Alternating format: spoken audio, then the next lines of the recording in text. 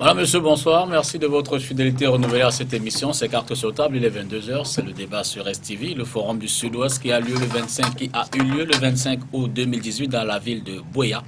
Chef-lieu de la région du Sud-Ouest a été présidé par Peter Mafani Moussongé, le président de la Commission nationale pour la promotion du bilinguisme et du multiculturalisme.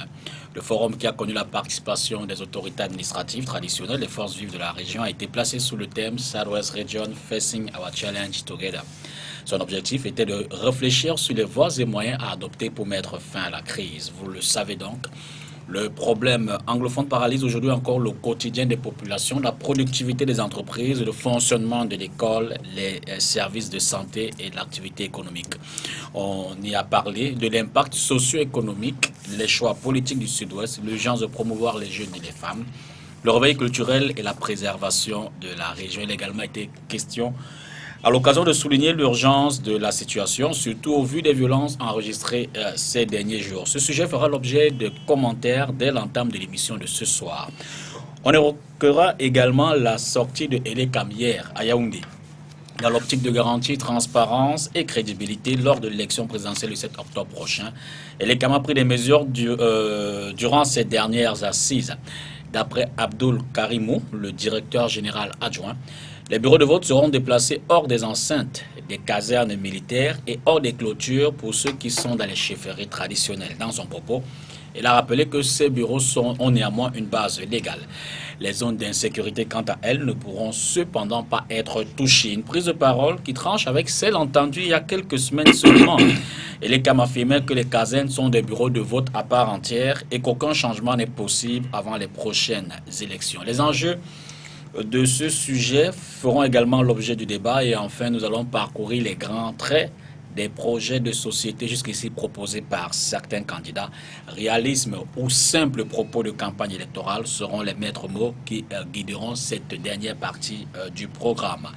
Elekam, pas de vote dans les casernes militaires et les chefferies, c'est l'intitulé du premier thème. Forum du Sud-Ouest que cache la sortie de Mafani Moussongé et enfin présidentielle 2018, quel projet pour le Cameroun? 4 partis politiques représentés ici sur le plateau. D'abord le MRC avec Maître Désiré Sikati. Bonsoir Maître. Bonsoir Dipita, bonsoir à tous ceux qui nous regardent. C'est avec beaucoup de plaisir que je me retrouve sur votre plateau ce soir. Plaisir partagé, merci de votre amitié renouvelée. Juste à côté de vous, à votre droite, Achille Azemba, 3e adjoint au maire de la commune d'arrondissement de Douala 3e pour le SDF. Bonsoir Achille. Bonsoir Monsieur Dipita et bonsoir également à vos nombreux téléspectateurs. Merci également de cette amitié renouvelée. De l'autre côté, Didier Macon, il soutient le candidat du parti Univers. Bonsoir Didier. Bonsoir Monsieur Dipita Tongo, bonsoir à vos millions de téléspectateurs partout dans le monde. Ils sont toujours très nombreux à nous suivre. Évidemment, le parti Univers, c'est Cabral Libi. Cabral Libi, exactement. Et enfin, l'honorable Alice Rose Doualabel du RDPC. Bonsoir, honorable. Bonsoir, Dipita Tongo. Et je suis ravi d'être avec les jeunes. Je pourrais croire que j'ai rajeuni de quelques... Vous ne me regardez pas. Donc, je suis très heureuse d'être sur ce plateau avec la jeunesse camerounaise. Le représentant de Maurice Kamtodon pour le RMRC, le représentant Joshua aussi, le SIF, Didier Macon pour Cabral Libé et enfin l'honorable député pour le RDPC de Paul Biya. Juste derrière la transition, on va donc entamer avec le premier thème. Il s'agit de ce qui s'est passé dans le Sud-Ouest avec Peter Mafani Moussongé.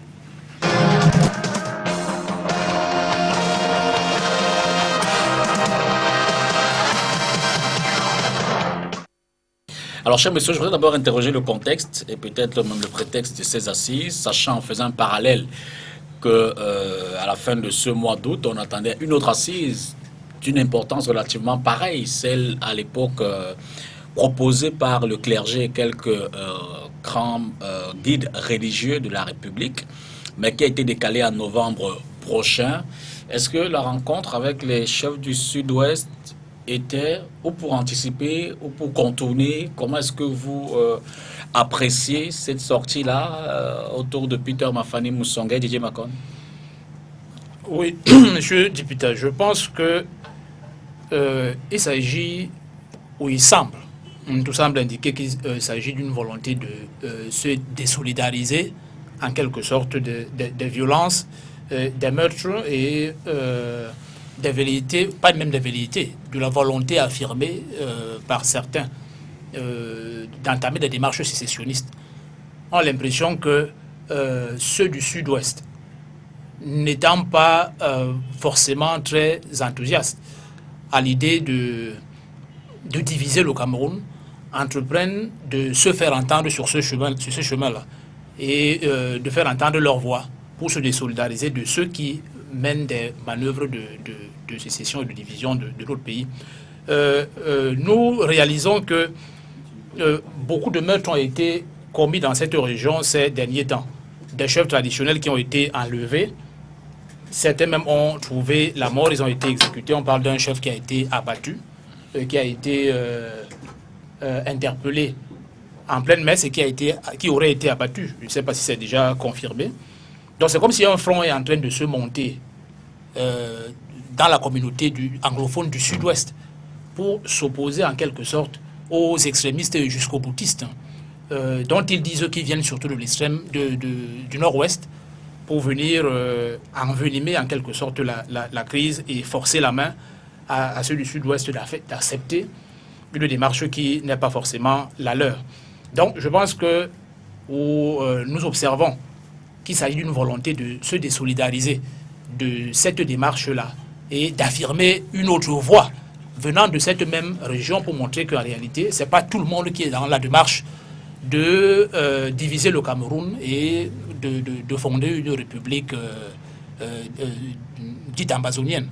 Donc, il est question d'affirmer, n'est-ce pas, une nouvelle volonté, d'affirmer une démarche qui est propre, n'est-ce pas, à d'autres anglophones qui ne pensent pas forcément la même chose que ceux qui sont des sécessionnistes. Mais au-delà de cela, au-delà de ces constats ou de ces observations, nous pensons qu'il est grand temps d'ouvrir ce vaste dialogue sur la crise anglophone. Et d'une manière générale, d'ouvrir ce vaste dialogue sur la crise socio-économique et politique du Cameroun. Parce qu'il faut avoir un prisme beaucoup plus large pour apprécier cette question. Il s'agit d'une crise qui est en train de s'enliser, qui ne trouve pas de solution pour le moment, véritablement. Il est question qu'on recherche véritablement des solutions. Et toutes les initiatives qui peuvent être entreprises par les uns et les autres sont nécessairement à encourager. Donc, honorable. Oui. Prétexte, contexte, opportunité. Contexte. Et je ne vais pas revenir sur le constat malheureux de la situation sécuritaire qui est quand même très très préoccupante. Ça c'est pour le contexte. Maintenant, opportunité, je pense que les ressortissants du Sud-Ouest ont effectivement voulu marquer leur sensibilité. Ok, nous sommes tous des anglophones. Ok, nous avons des préoccupations qui nous rapprochent. Ok, nous ne sommes pas satisfaits de ce que les francophones nous ont servi pendant 32 ans. Ok, etc., etc. Mais nos chemins se séparent à un moment donné.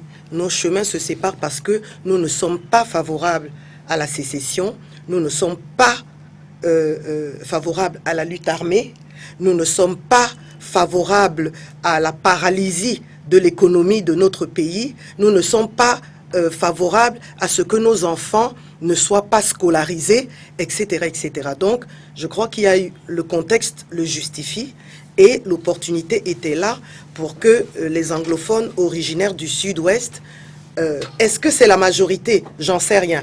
Mais je dis, et il faut qu'on l'apprenne tous, qu'il est important d'écouter toutes les minorités. Parce que la dictature de la majorité, ça ressemble à la démocratie, mais quelque part, en fouillant, on se rend compte que ce n'est pas toujours la démocratie et que pour la cohésion, pour la solidarité, pour l'apaisement, c'est important qu'on s'écoute les uns et les autres. Donc pour moi, cette opportunité-là donne l'occasion aux anglophones du Sud-Ouest de porter leur voix à l'ensemble de la nation et de faire savoir ce qu'ils pensent.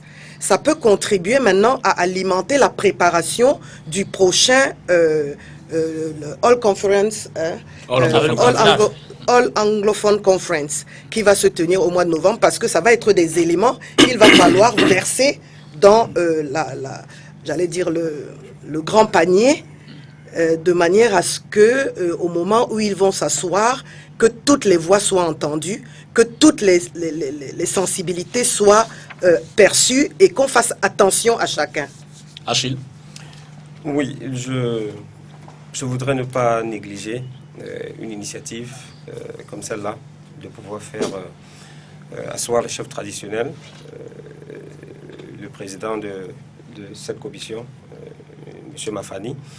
Mais je pense que plus que jamais la situation est suffisamment grave, et quand une situation est grave, il faut prendre des mesures fortes qui vont pousser vers, je veux dire, une acceptation et surtout une résolution complète du problème qui se pose. Moi j'ai l'impression que on est un peu là dans, comment je vais dire, je pourrais appeler ça du saupoudrage. On n'est pas en train d'aller au fond. Bon, c'est vrai, réunir les chefs, c'est déjà quelque chose, mais je me pose la question de savoir, est-ce que c'est suffisant? Parce que cette crise a pris une dimension tellement importante avec des citoyens camerounais qui tombent chaque jour. Je me pose la question, est-ce que une réunion avec les chefs est suffisante pour pouvoir, je ne sais pas, amorcer un début de solution? Moi, j'aurais peut-être une autre approche, hein, si j'étais le président de la République, peut-être, pourquoi pas, au lieu de... Si le président de la République trouve la force de rentrer dans un avion et d'aller en Chine, il peut également trouver un peu de force pour descendre à Buea ou à Bamenda, pour essayer de voir ce qui se passe. Donc, plus que jamais, j'ai l'impression que les acteurs qui essayent maintenant de recoller les morceaux sont un tout petit peu dépassés par les événements, et plus que jamais, la solution ailleurs, parce que le problème a dépassé le niveau de ceux qui essayent maintenant de le résoudre. C'est mon avis. Maître Sigati, contexte, prétexte, opportunité? Bon, ben, je pense que je ne vais pas avoir une analyse manichéiste de cette crise en essayant d'opposer peut-être les francophones aux anglophones ou bien les anglophones du sud-ouest aux anglophones du nord-ouest. Ce n'est pas une question de majorité ou bien de minorité. Je pense que c'est une question, un mécontentement qui est né à la suite d'une crise de gouvernance. Parce que, voyez-vous, au sein de la communauté anglophone, les récriminations qu'on écoute le plus souvent sont liées à la qualité de la gouvernance, en ce sens que les populations anglophones qui habitent les régions du sud-ouest ne sentent pas le vent du développement ou bien du bien-être dans leur région. Et à partir de ce moment-là, je pense que c'est tout à fait normal d'exprimer ce mécontentement-là. Bon, vouloir opposer une certaine minorité du sud-ouest et à une majorité du nord-ouest, je pense que ce n'est pas la bonne analyse qu'il faudrait faire, parce que malheureusement, quand je vois la rencontre que M. Peter Mafani Moussongué a eue avec un certain nombre de dignitaires, je me rends quand même compte que la plupart de ces dignitaires-là sont du sud-ouest et que le compte rendu de la réunion donne effectivement l'impression qu'il devrait s'agir d'une prédominance de l'entité minoritaire que représentent les populations du sud-ouest. Je pense qu'aujourd'hui, les zones anglophones qui constituent l'épicentre même de la crise, que ce soit la crise sécuritaire, que ce soit la crise humanitaire, quand je parle de crise humanitaire, je constate quand même que sur plus de 40 000 réfugiés camerounais à l'étranger, notamment au Nigeria, il y en a un peu plus de 30 000 qui sont originaires du moins qui viennent de la région du sud-ouest, et c'est pratiquement la même proportion pour ce qui est des déplacés internes. Quand je vois également une zone comme le Bialem, qui est pratiquement un autre épicentre même de la crise sécuritaire, ben je me dis que on ne peut pas voir cette question sur l'angle de minorité ou bien sur l'angle de minorité-majorité. Il faudrait voir la question, l'analyser dans une dimension totalement inclusive. Et c'est ce que nous avons toujours proposé. La dimension inclusive consiste à dire quoi? Elle consiste à dire que s'il faut traiter de la question anglophone, s'il faut proposer des solutions, il faut le faire avec tous les acteurs. Lorsque nous parlons de tous les acteurs, il s'agit d'ouvrir un véritable dialogue avec tous les Camerounais. Quand je parle de tous les Camerounais, j'entends souvent certaines personnes dire au sein du régime que on ne peut pas dialoguer avec des sécessionnistes. En même temps que je suis totalement défavorable à la création d'un État ambazonien. Je veux dire que, bon, naturellement, je suis pour l'unité du Cameroun, mais il faudrait quand même comprendre que lorsqu'on connaît une crise comme celle-ci, il faut se garder de régler cette crise-là avec un esprit orgueilleux. Parce que ce que je vois dans la politique du régime aujourd'hui, c'est l'orgueil, ce qui consiste à dire on ne peut pas traiter avec des gens qui ont pris des armes. Moi, je suis d'accord que prendre les armes, c'est mauvais pour la cohésion de la nation, mais en même temps, je pense aussi qu'il ne faut pas lésiner sur les moyens lorsqu'il est question de rassembler un peuple qui est divisé.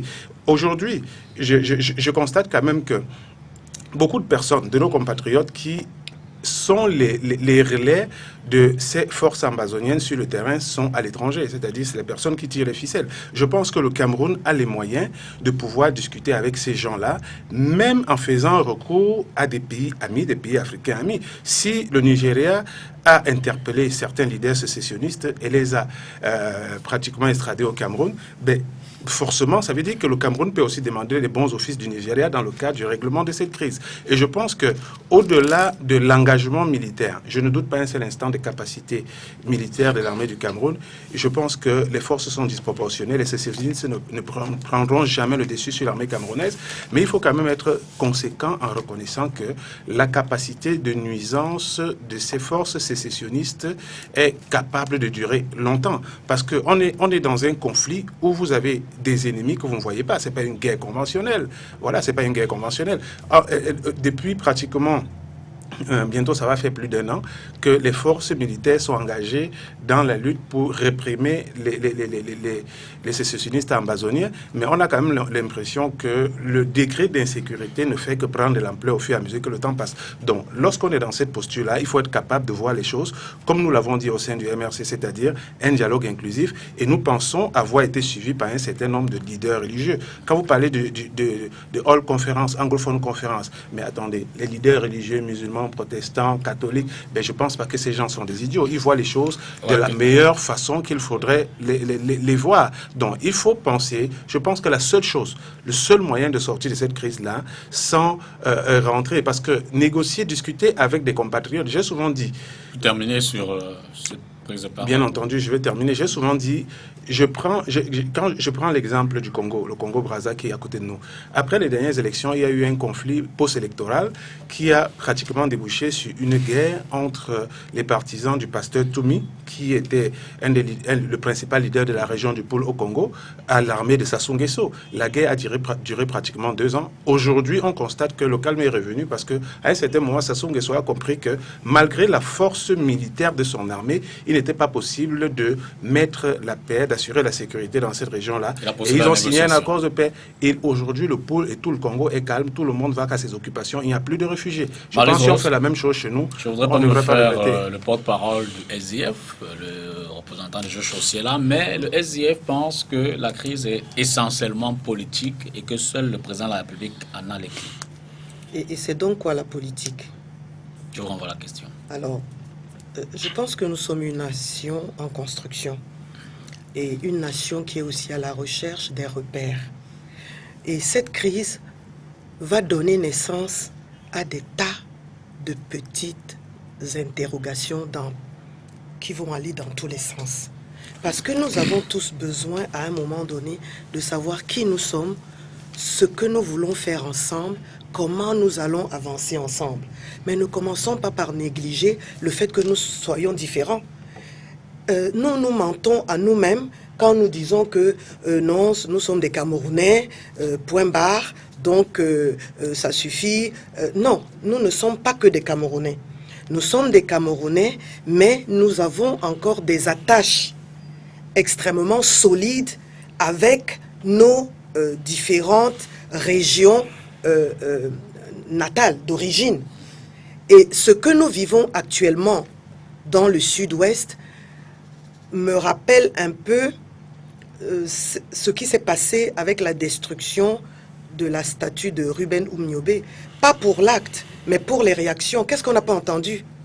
Mais qu'est-ce qu'on n'a pas entendu? Personne n'a pris la peine d'être attentif et personne n'a voulu comprendre pourquoi est-ce que cet acte a été posé. C'est parti dans tous les sens et les originaires du canton Bel ont été lavés à tous les savons, etc. Non, faisons attention à nous-mêmes. Nous sommes des frères. Et quand un de nos frères se plaint ou alors énonce des préoccupations, soyons attentifs à ces préoccupations. Je pense que cette réunion n'enlève rien à l'importance et l'intérêt de la All Anglophone Conference. Et tout le monde sait que je fais partie des personnes qui ont soutenu cette réunion.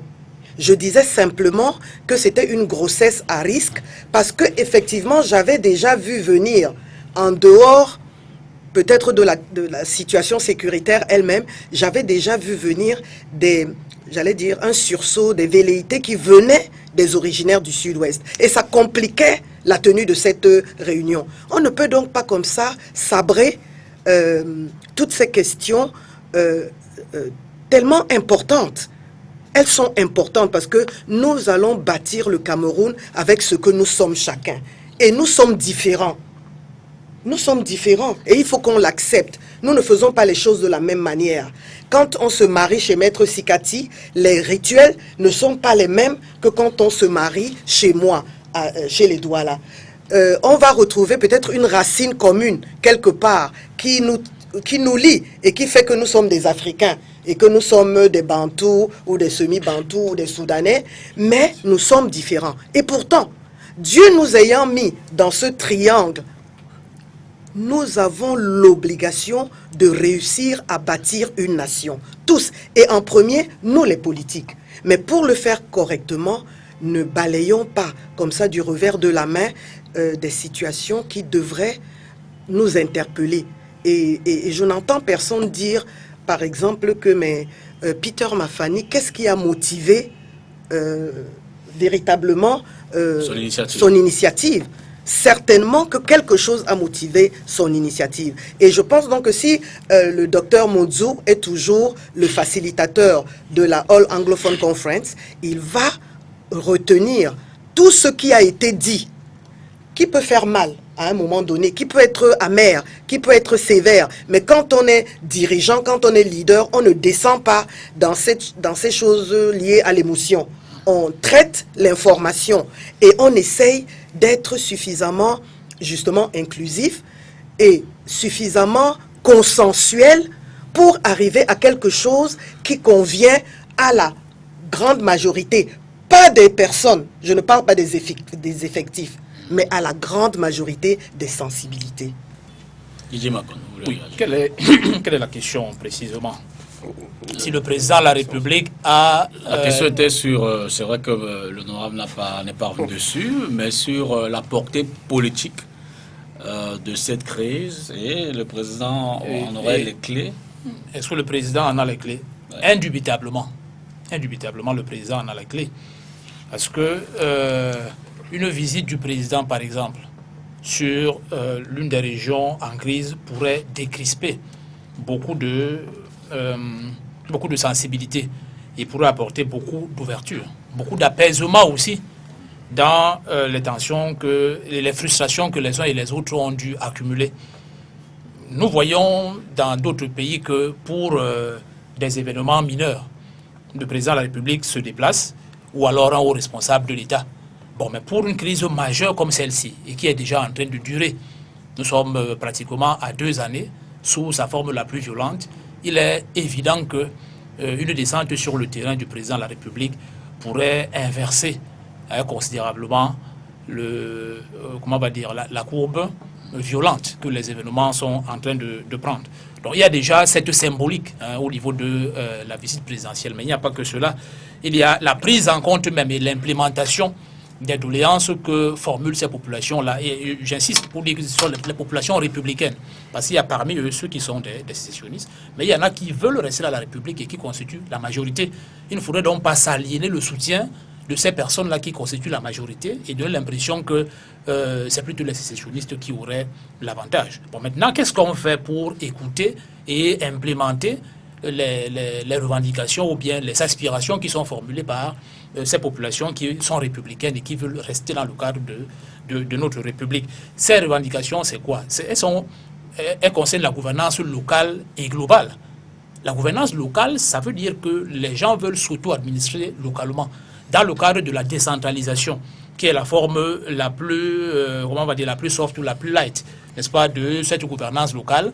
Mais nous proposons le régionalisme, c'est-à-dire qu'il faut, comment on va dire, mettre un accent plus important sur la volonté des peuples à se gouverner eux-mêmes. Bon, certains vont jusqu'au fédéralisme.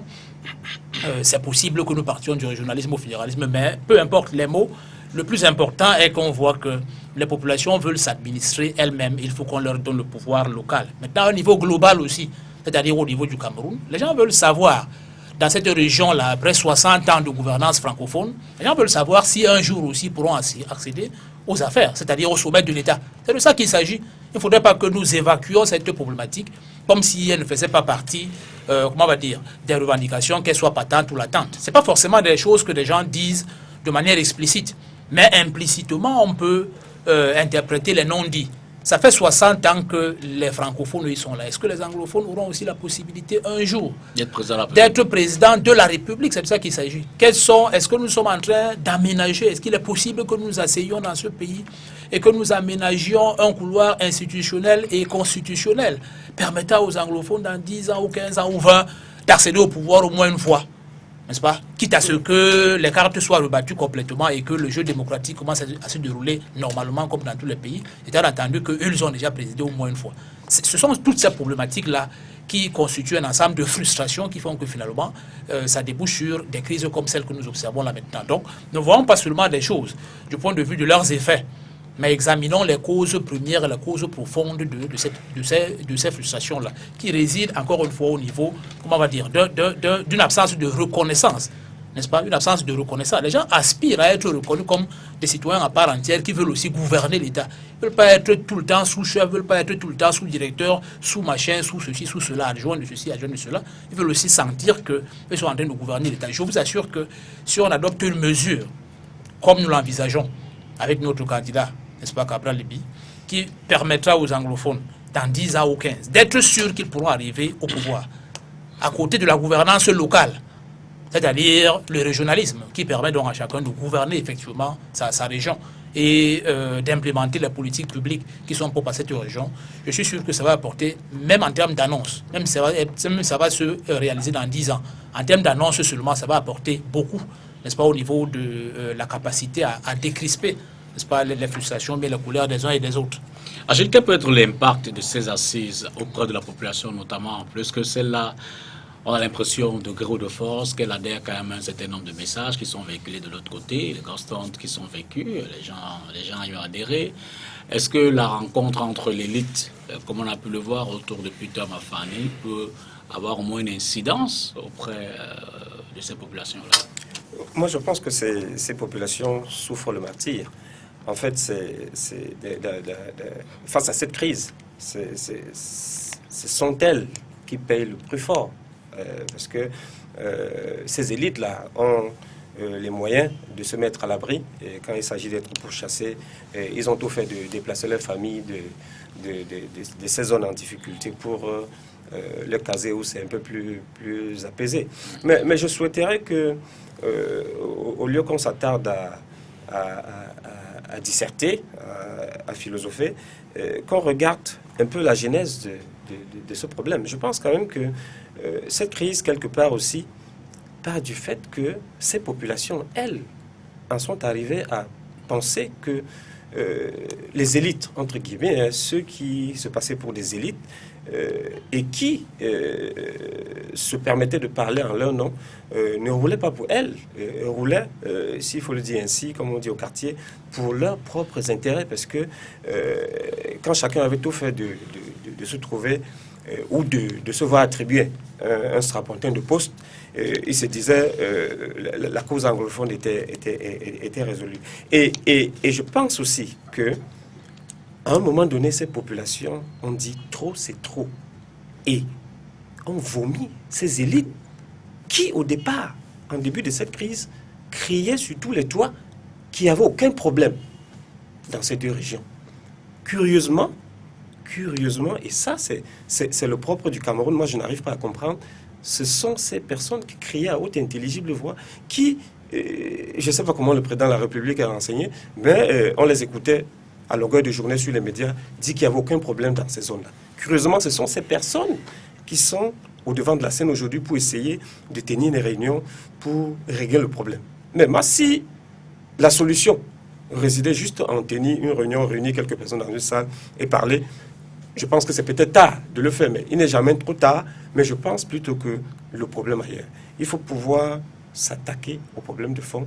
Le monsieur a fait allusion tout à l'heure, celui de la gouvernance locale. À un moment donné, ces populations pensent qu'il faut passer à autre chose. Elles ont envie de s'administrer elles-mêmes, de gérer leur cité à leur manière. Pourquoi est-ce qu'on ne peut pas leur concéder ça? Et quand je dis, moi à travers mon parti, que le problème n'est pas forcément dans le sud-ouest et le nord-ouest, le problème, quelque part, est à Etoudi. Parce que le président de la République, c'est celui-là qui a toutes les cartes en main. Et à un moment donné, Maître Sikati faisait allusion à l'orgueil. Nous devons descendre de notre piédestal, arrêter de disserter sur des sujets simples. Il n'est pas question des identités, est-ce que nous sommes différents? Non, ce n'est pas l'important. Il y a un problème de fond qui est celui de la gouvernance locale. Est-ce qu'à un moment ou à un autre, on ne peut pas se poser les bonnes questions? Ne pouvons-nous pas franchir le pas? Aussi simple que ça. C'est un Cameroun qui appartient à tous les Camerounais, mais on a l'impression que le Cameroun est pris en otage par un groupuscule de personnes qui pensent que eux, ces personnes, ont la science infuse et que c'est ce qu'ils peuvent proposer qui peut prospérer. Non! Pourquoi est-ce qu'on est réfractaire à des idées nouvelles? Quand on propose la décentralisation, la régionalisation ou le fédéralisme, pourquoi ne pas essayer? Bon, oui, on ne veut pas essayer. La décentralisation que nous-mêmes avons fait figurer dans la Constitution, est-ce qu'elle est appliquée? Voilà autant de questions. Et c'est là où réside le problème. À un moment donné, les populations se disent trop, c'est trop. On ne tire pas sur un cadavre parce qu'il est déjà mort. Ils décident de se jeter à l'eau et voilà la situation. Et des Camerounais continuent de perdre leur vie. C'est ça qui est extrêmement grave. Et je pense qu'un jour, les acteurs répondront de leurs actes. Désolé, Sikati, puisque les partis désormais se renvoient les responsabilités, ceux qui ont pris les armes disent que c'est le gouvernement qui est responsable de tout. Le gouvernement lui dit qu'ils n'ont pas le droit de prendre les armes, quelles qu'en soient les revendications. Est-ce que finalement, la meilleure approche ne serait pas une ligne médiane, une personne neutre de tout cela, qui c'est peut-être l'ONU, les organisations internationales, pour pouvoir faire asseoir les Camerounais? Est-ce que la question peut encore sincèrement, de façon apaisée, sereine, dans la confiance surtout, aborder, évoquer, surtout avoir des solutions uniquement entre les Camerounais? Déjà, je ne pense pas qu'il soit impossible, même sans faire recours aux offices d'un pays tiers, qu'il soit impossible pour le Cameroun de régler cette crise. Moi, j'ai dit, le péché fondamental du régime qui nous gouverne, c'est l'orgueil, c'est la prétention. Vous avez d'ailleurs vu, il y a quelques jours, l'un des ministres de M. Biya, M. Famendongo, qui a dit que Paul Biya n'avait pas besoin de bilan pour se présenter à l'élection présidentielle. Ça veut dire que pour ce parti-là, ainsi que tous ceux qui gouvernent l'État au nom de ce parti, les Camerounais sont des bambins à qui on peut dire n'importe quoi. Et je pense que c'est la même attitude, c'est la même posture que le régime a décidé d'adopter dans le cadre de cette crise. Il s'agit d'imposer, de ramener le calme ou bien la sérénité uniquement par la force. Or, nous savons très bien qu'il n'est pas possible pour le régime de M. Biya de mettre un policier ou bien un militaire derrière chaque Camerounais ou bien chaque anglophone. C'est pas possible. Donc ça veut dire, même si vous gagnez la guerre, je suis pas sûr que vous pouvez de la même façon assurer la sécurité à temps plein de tout le monde. Donc à un certain moment, il va falloir, même dans un souci de réconciliation et de pardon, parce que il faut se rappeler que en général, les victoires militaires n'entraînent pas aussi cet effet de pardon-là. Il n'y a pas de réconciliation. Vous vous imposez par la force, mais il y a des rancœurs que vous gardez. Mais je pense que le plus important, c'est déjà de mettre sur pied un procédé de règlement de cette crise qui fait en sorte que les Camerounais continuent de vivre ou bien recommencent à vivre comme avant. Mais quand je vois l'approche du régime, moi j'ai l'impression qu'on est dans un véritable déni de vérité. Monsieur Moussanga, à l'espace de 3 mois, il a organisé pratiquement 2 grands, bon, c'est pas des sommets, mais c'est quand même des rencontres importantes avec la communauté anglophone. Lors de la première rencontre qu'il a initiée, je pense que c'était au cours du mois de, ça devait être en mai, eh bien, dans les conclusions de la rencontre, lui-même, Moussanga, a parlé des revendications pour le fédéralisme. C'est-à-dire, il avait écouté les leaders anglophones au nord-ouest. Ils étaient réunis à Bamenda. Il y avait des populations anglophones qui venaient de couches qui étaient originaires de toutes les couches sociales.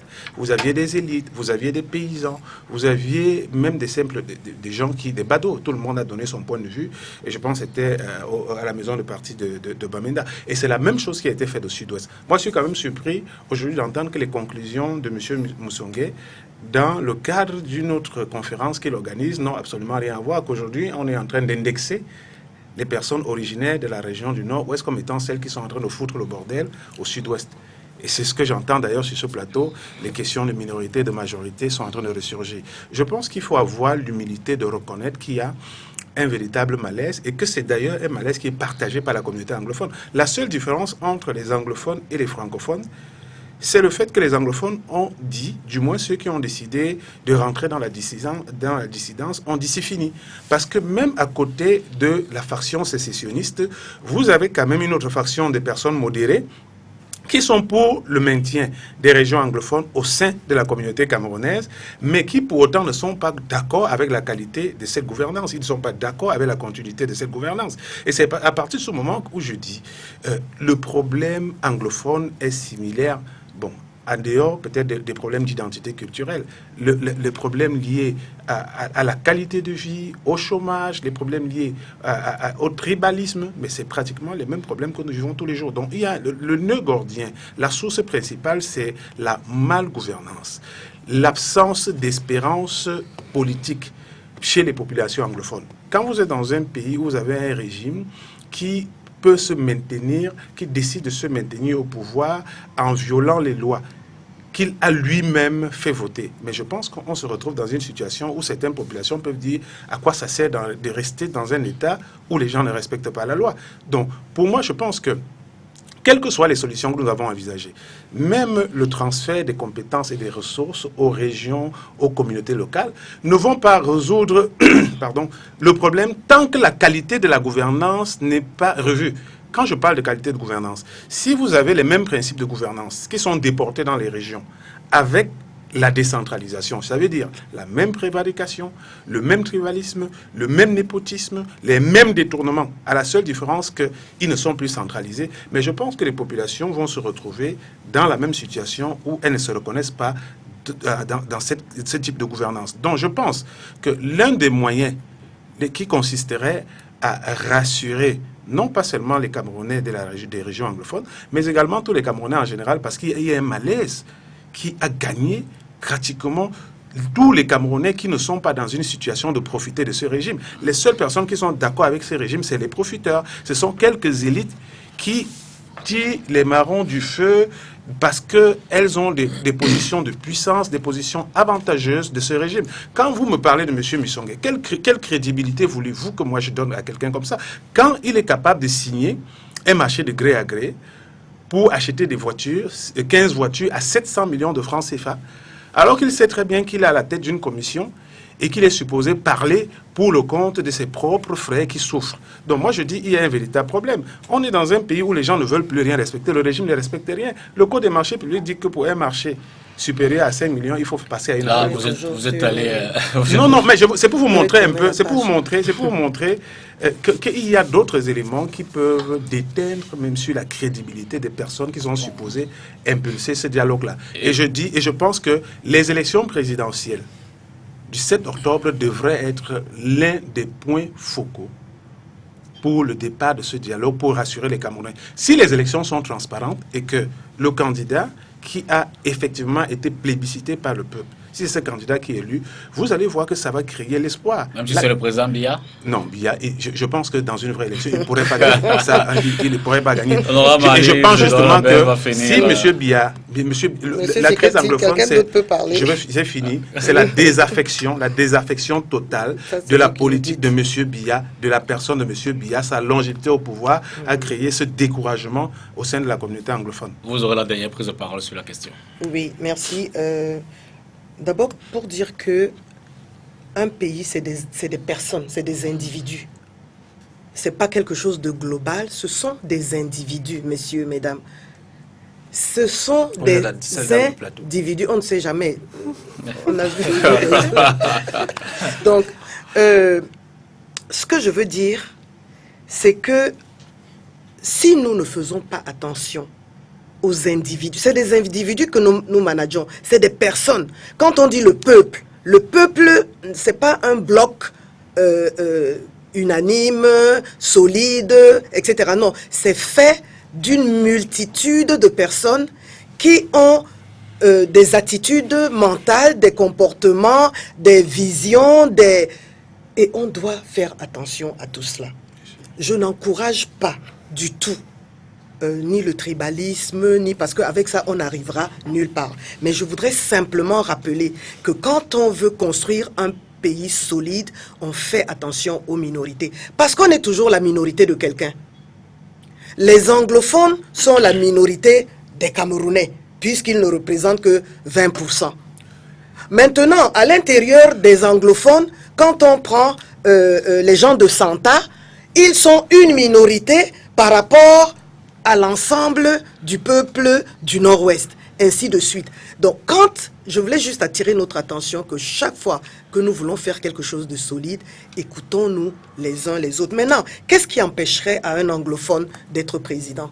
Est-ce que la loi fondamentale que nous connaissons tous empêcherait à un anglophone d'être président? La preuve, Frundi a failli être président en 92.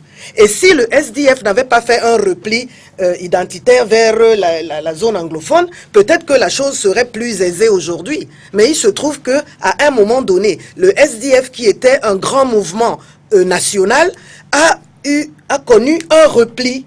Donc ce n'est pas parce que les institutions du Cameroun ne permettent pas à un anglophone d'accéder au poste de président, c'est simplement parce que nos partis politiques sont aussi faibles. Les leaders sont faibles. Il n'y a personne qui porte véritablement, en dehors de Paul Biya, l'ensemble des populations du Cameroun.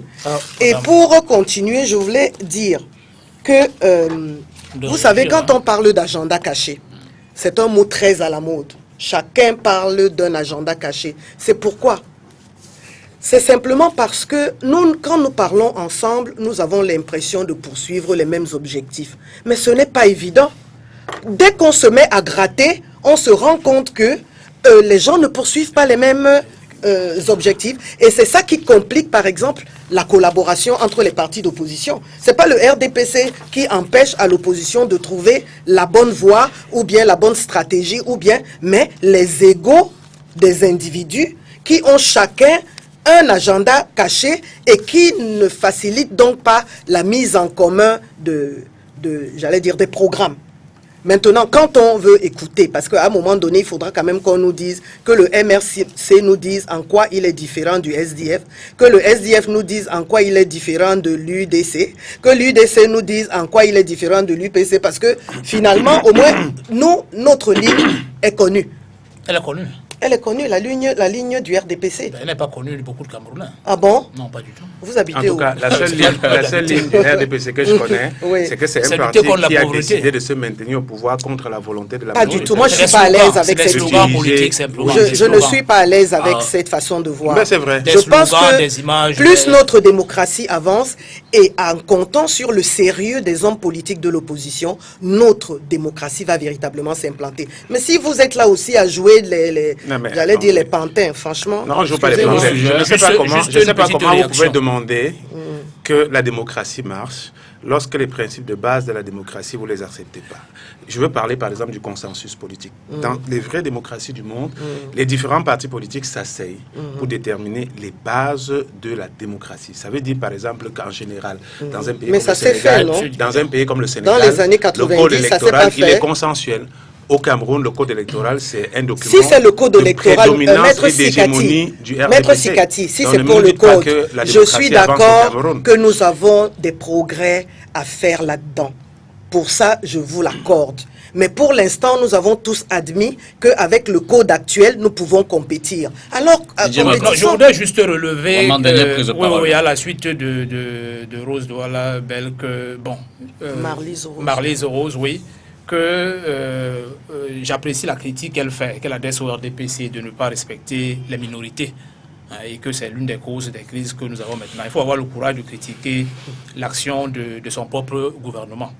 L'autre chose, je voudrais relever que, en parlant du leadership qui serait détenu par le RDPC de manière exclusive, tout le monde observe qu'il y a une recomposition du leadership politique au Cameroun actuellement, et que de nouveaux leaders ont émergé qui ont suffisamment de crédibilité pour remporter une élection, notamment en Capral-Libye, et pour conduire ce pays. Donc on arrête de nous tenir ce discours d'après lequel il n'y aurait qu'un seul leadership crédible dans ce pays et qu'ailleurs on ne voit absolument rien. Mais vous allez laisser qu'il ait dit que moi, Marlise Douala Belge, j'ai dit que mon parti... vous pourrez le reprendre. Vous l'avez critiqué. Non, mais en fait... Dans notre loi fondamentale, les minorités sont protégées. C'est pas respecté par votre régime. Vous l'avez relevé. C'est respecté, non. J'ai dit que ce qui se passe dans notre pays et tous ceux qui ont pris la parole après le problème... que vous avez critiqué le régime sur un point tout à fait légitime. Vous l'avez critiqué en disant qu'il ne respecte pas les minorités. C'est une bonne chose. Non. Vous exploitez quelque chose pour me mettre en difficulté, mais vous n'allez pas réussir. En difficulté. Parce que simplement de l'eau dans votre moulin. C'est que vrai. Le député n'a pas respecté les minorités. Je vous propose qu'on prenne la transition, qu'on aborde le deuxième thème, et vous pourrez revenir dans vos réponses pour le temps d'antenne réservé à cette tranche-là sur les sujets déjà évoqués. Transition, on parle de l'ECAM en un quart d'heure.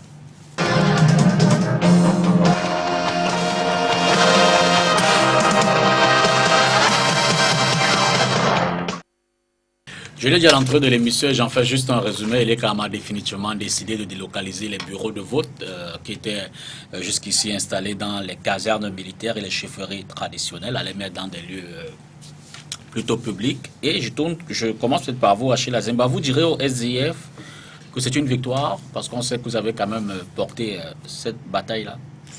Non, nous ne voulons pas rentrer dans les dédales de victoire ou pas victoire.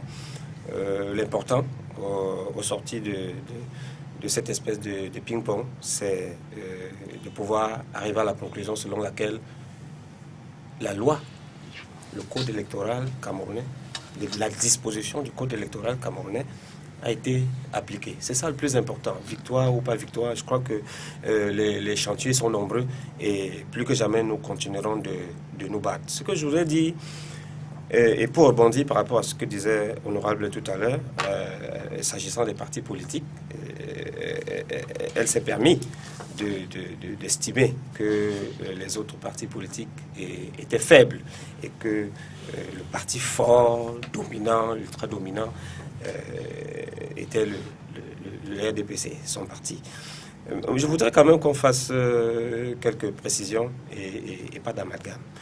Quand on parle de parti fort, quels sont les critères qui amènent à définir cette force surnaturelle qu'on ne voit pas? Peut-être le nombre de députés élus, peut-être le nombre de maires, plantations sur le terrain. Voilà un parti politique qui est un parti-État en réalité, qui, quand il se trouve en difficulté quelque part, les sous-préfets assurent le relais, trouvent des gens pour... Non, on parle avec des preuves honorables. Peut-être vous êtes en plein à quoi? Vous ne savez pas ce qui se passe dans l'arrière-pays.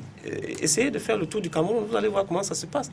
Il y a carrément des sous-préfets, pas plus tard qu'il y a 3 jours, on s'est retrouvé à Ebolva à parler de notre candidat, qu'on est venu nous encercler, et on a dit, pourquoi vous parlez de ces candidats ici? Il a fallu que le commandant appelle le préfet pour qu'on dise que non, écoutez, laissez-les vraiment, bientôt la campagne va démarrer. Donc, il y a une espèce de frilosité qui règne dans les rangs de ceux qui se gargarisent d'être un parti fort.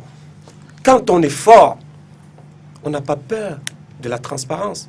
On n'a pas peur d'appliquer les règles du jeu que quelque part, nous-mêmes, on s'est fixé parce que on a une Assemblée nationale qui a un nombre de députés majoritaires appartenant au RDPC, qui prend sur eux de faire des lois, les lois que eux-mêmes sont incapables d'appliquer. Voilà la preuve.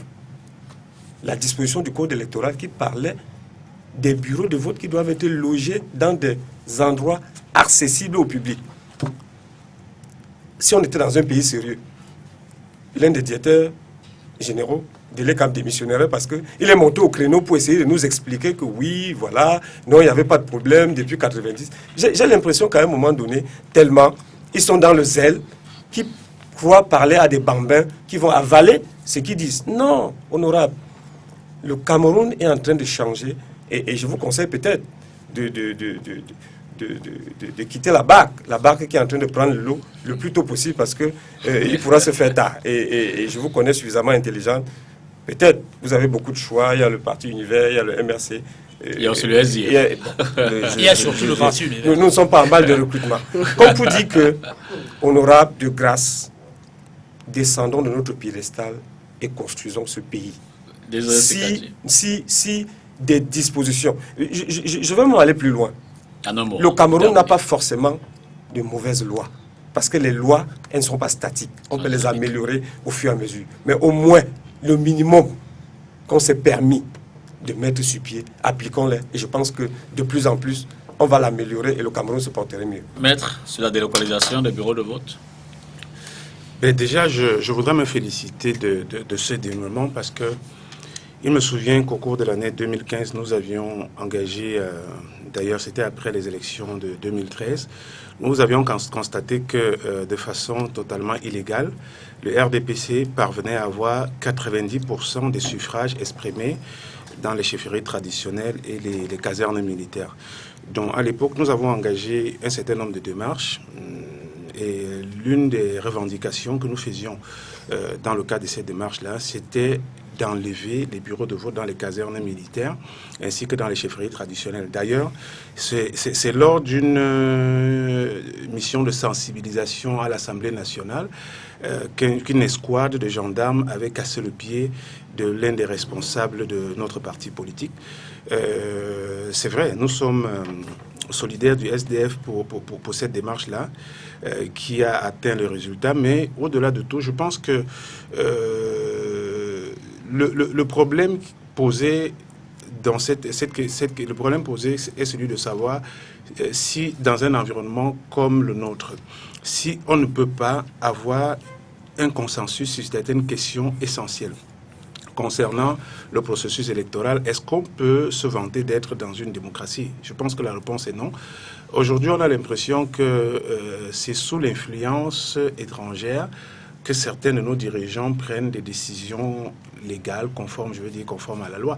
Parce que quand je vois quand même que le président du Conseil électoral et certains de ses membres ont accepté d'enlever les bureaux de vote au sein des casernes militaires et dans les clôtures des chefferies traditionnelles devant un certain nombre de représentants du corps diplomatique, bon, essentiellement étrangers, moi, j'avoue quand même que je suis surpris.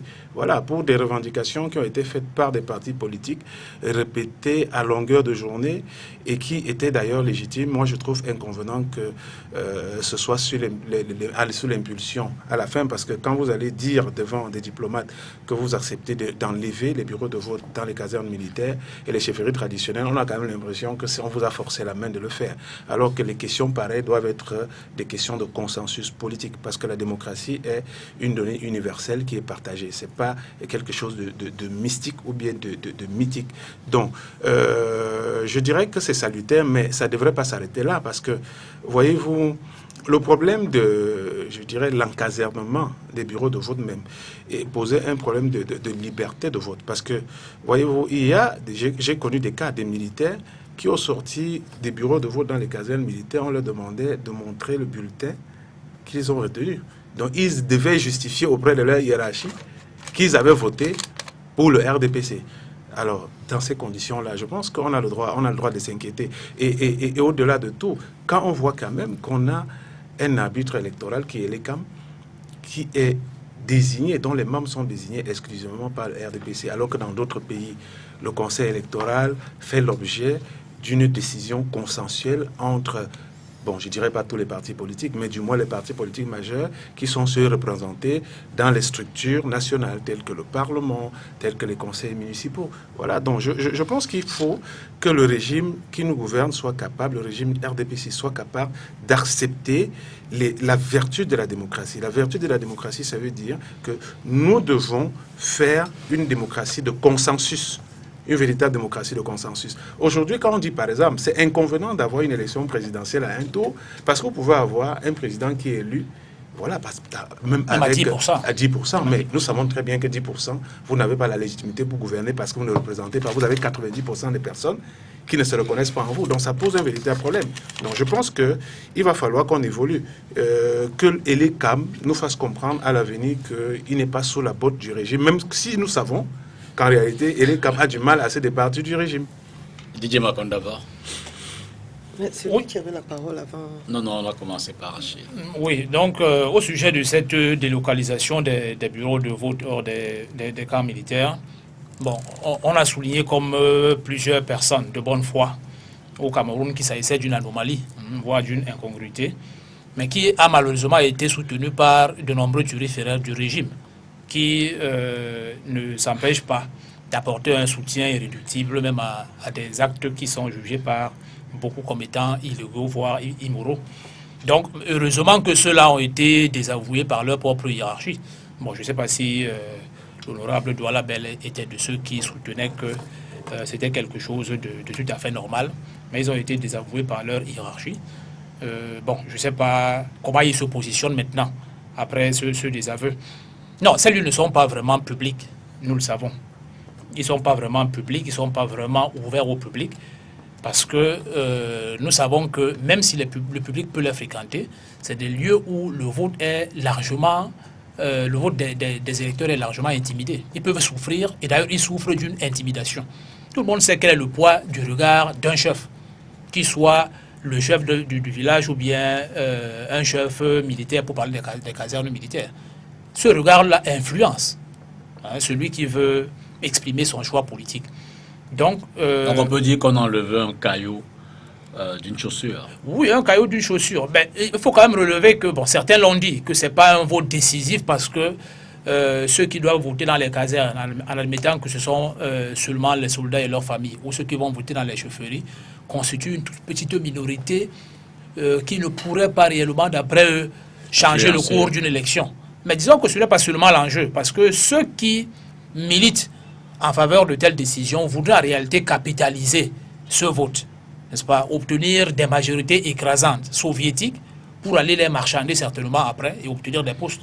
Donc il ne faut pas simplement pour avoir une victoire du président, peut-être qu'ils s'imaginent que cette victoire est toujours possible, mais ils se disent que c'est le score qui importe. Certains ont même déclaré que le plus important c'est le score, et lorsqu'ils auront des scores très élevés, certainement qu'ils pourront marchander ça à un autre niveau. Donc on voit que des calculs politiques et même politiciens se sont mêlés de cette affaire et ont failli ou même nous ont sortis de la légalité à un moment donné, avant que le parti au pouvoir ne se reprenne, n'est-ce pas, pour revenir sur cette décision. Quelqu'un a signalé tout à l'heure que c'était aussi sous la pression des chancelleries étrangères. Je n'en sais rien, c'est ce qui se dit. Bon, ce serait dommage que qu'une pression soit venue de l'extérieur pour forcer la main au gouvernement. Je pense que nous devons apprendre à résoudre nos problèmes. Mais il faut dire que le contexte de l'annonce était également effectivement une rencontre avec, entre autres, le corps diplomatique. Oui, si c'est confirmé, c'est pas bon, c'est pas très bon pour notre gouvernance, notre souveraineté. Beaucoup également parlaient de rétro-pédalage de l'ECAM. Et quand on l'entend dire, on pourrait penser qu'effectivement une pression. Et d'ailleurs, l'ECAM, le directeur général adjoint, parle de garantir la transparence et la crédibilité pour l'un des éléments qui ont conduit à prendre cette décision. Oui. Alors, ce qui me fait souvent sourire, c'est chaque fois qu'il y a une avancée, chaque fois qu'on avance dans notre processus démocratique, on trouve toujours des gens pour dire oui, c'est parce qu'on leur a forcé la main, oui, c'est parce que non. À un moment donné du débat, on peut, à la force des arguments, reculer. Et je pense que c'est parfaitement démocratique. Si les personnes qui soutenaient qu'il était possible de garantir un vote transparent et crédible dans les chefferies traditionnelles et dans les casernes ont été édifiées par ceux qui n'étaient pas de cet avis et qui voulaient que la loi soit appliquée. Je ne vois pas pourquoi maintenant ça doit faire l'objet de oui, le RDPC a reculé. Mais on a reculé pour le bien du Cameroun. Et si on a reculé pour le bien du Cameroun, ça veut dire que nous sommes un parti responsable. Ça veut dire que l'État est responsable. À un moment donné, quand on réalise que l'argumentaire ne tient pas, il faut avoir le courage de dire « Ok, ça va, on avance avec vous ». Et c'est ce qui s'est passé. Alors, d'où est-ce que on prendrait maintenant, j'allais dire, une sorte de sentence pour dire que oui, le rétropédalage, mais la vie politique est faite de rétropédalage parce qu'il y a toujours des réglages qui se font au fur et à mesure qu'on chemine les uns avec les autres. Donc pour moi, c'est une décision qui ne m'affecte pas, qui me plaît dans la mesure où pour moi, c'est la preuve que Elekam est capable justement de faire du rétropédalage quand il est convaincu que la loi n'est pas appliquée. Donc ça, on peut y aller. Maintenant, je vais continuer parce que j'ai toujours la parole pour dire que le RDPC et l'État ont toujours fait attention aux minorités. Et souvent, ça a été décrié au nom de la démocratie. Il a souvent été reproché au RDPC et à l'État de ne pas respecter la démocratie one man, one vote en privilégiant, par exemple, à certaines élections, les populations minoritaires par rapport aux autres. Par contre, j'ai vu le SDF, ici en 97, gagner toutes les mairies de Douala et ne laisser qu'une seule mairie à la minorité. Et d'ailleurs, ça a coûté cher, parce qu'au lendemain de ces décisions, la majorité des personnes de cette communauté se sont retirées de ce parti politique et ont bien compris qu'ils ne pouvaient pas être protégés par ce parti. Donc on ne peut pas dire que c'est le RDPC qui ne protège pas. Donc je disais simplement qu'il faut que nous fassions tous attention à cela. Parce que ce n'est pas parce que la perdrix n'a pas de cheveux sur la tête qu'elle ne fait pas partie des oiseaux de la basse-cour. Donc chaque fois qu'on prend des décisions, il faut qu'on s'assure que la majorité des sensibilités sont représentées, parce que c'est tout ça qui fait le Cameroun. Et c'est tout ça qui fait la force du Cameroun. Et pour chuter, c'est quoi un parti, un grand parti? Pardi. Mais un grand parti, on le reconnaît à son implantation, on le reconnaît au nombre de ses élus, on le reconnaît à son dynamisme, on le reconnaît à la cohérence de l'action portée par le sommet. Et je pense que dans tout cela, vous pouvez le retrouver dans le RDPC. Donc le RDPC est un grand parti. Maintenant, les autres partis sont simplement en train de naître pour certains, et d'autres en train de se reconstruire. Et je suis sûr que dans 5 ans, ça sera différent parce que certains se seraient démarqués et auraient pris le leadership dans cet environnement des partis de l'opposition. Je n'ai aucun mépris pour cela. Je dis simplement que l'immaturité peut-être ou bien la fébrilité de certains gêne un peu le jet démocratique. Alors, sauf à vouloir ajouter juste un mot, je suggère, parce que le temps partit à la Non, je voudrais ensuite... un mot, et puis on passe à... Je voulais si c'est juste un mot, on peut passer. Je vous le suggère vivement pour qu'on ait au moins 1 heure de temps. Progressons. En fait, si les autres n'ont pas quelque chose à ajouter. Juste un mot, maître. Je voudrais bien dire que Je pense que... Tu es sûr que Sikati va dire un mot? Il va dire un mot. Je vais dire un mot. On va dire Il va dire un mot comme un avocat. En fait, je pense qu'on est tous les enfants des mêmes pays. Bon, en dépit du fait que Madame le député, elle est du RDPC, moi je suis de l'opposition. Je pense que si on fait la politique, c'est parce qu'on a un seul souci, c'est le bien-être social. Et le bien-être social, c'est pas le bien-être de la majorité aux dépens de la minorité, c'est le bien-être commun. Voilà, donc nous devons avoir ceci en partage, que l'idéal politique, c'est un idéal pour servir.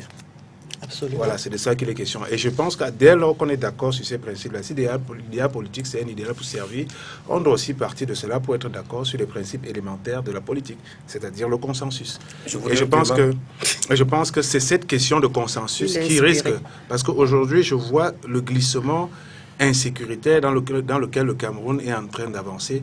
C'est très, très dangereux. Le Cameroun a 3 poches d'insécurité. D'abord, sur le plan local, nous en avons 2, c'est-à-dire le nord et les régions anglophones, mais nous avons également une autre poche d'insécurité qui est liée à la proximité avec la République centrafricaine. Je pense que nos dirigeants doivent être épris de bon sens, ils doivent être épris d'amour pour cette patrie, parce que diriger le pays tel qu'il se dirige aujourd'hui, je pense que le mécontentement qui est en train de gagner les gens, j'ai peur. Donc, je pense que si on aime ce pays, il va falloir à un certain moment revoir la façon de gouverner. Juste un mot, oui, Achille, comme un mot, vous avez demandé, à la suite de l'honorable, elle a bien dit que en 96, le SDF a gagné toutes les mairies de la ville de Douala, sauf Manoka. Nous avions été élus, nous ne nous sommes pas arrogés parce que les populations, à un moment donné, étaient dans l'exaspération et ont estimé quelle population pouvait essayer une autre façon de faire, un autre parti politique. Mais ce que vous avez oublié de dire, c'est que à la suite de cette victoire écrasante, on a nommé à la tête de ces mairies un délégué du gouvernement. Peut-être pour vous, c'est une très belle manière de montrer que le Cameroun est dans une véritable démocratie. C'est juste ce que je voulais ajouter. On va prendre la transition et on passe donc le tribalisme au thème le plus costaud de la soirée qui, j'espère, va nous prendre une cinquantaine de minutes.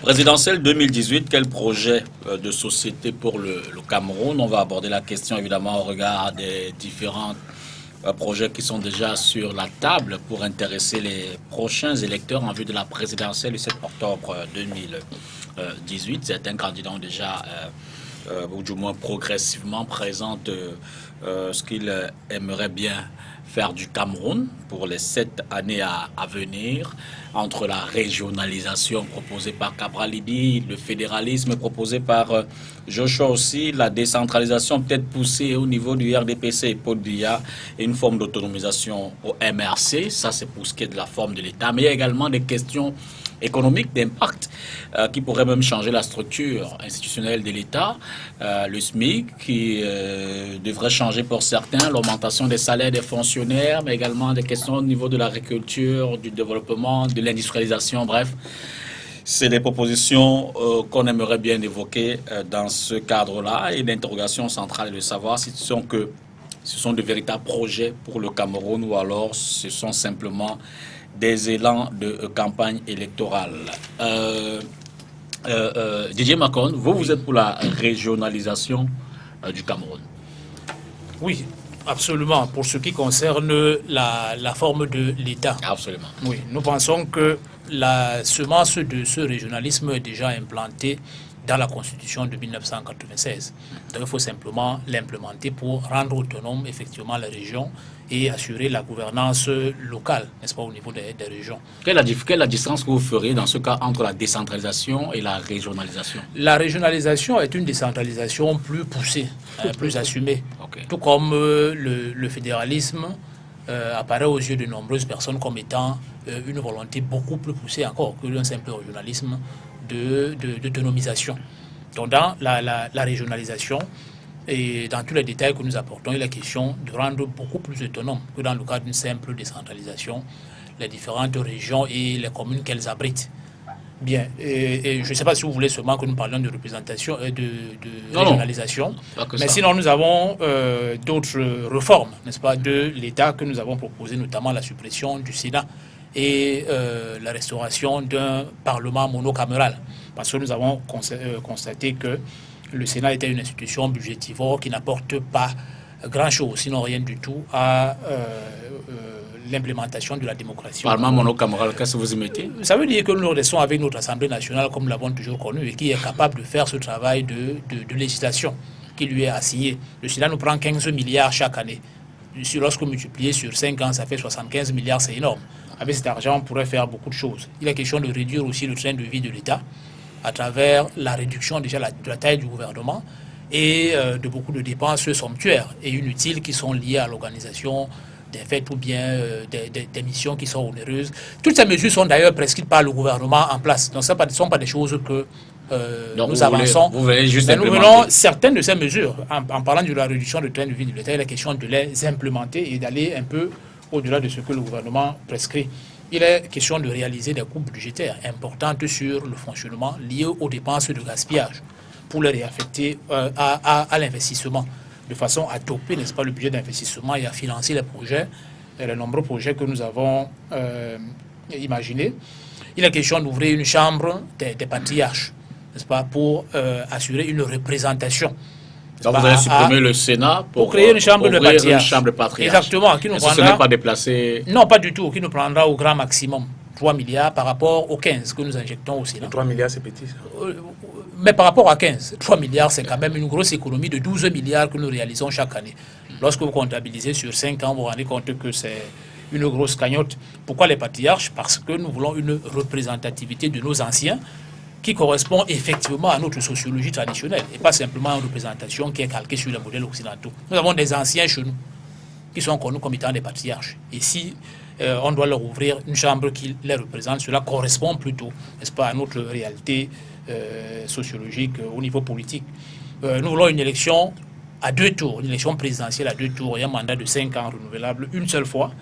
Nous militons pour un régime présidentiel avec un vice-président et un président qui gouverne effectivement et qui ne délègue pas forcément sa fonction de gouverner, qui gouverne et qui ne la délègue pas forcément à un premier ministre, il le gouverne effectivement, n'est-ce pas? Et il est voté dans un tandem avec son vice-président. Bon, on va se concentrer à quelques-unes. Hein.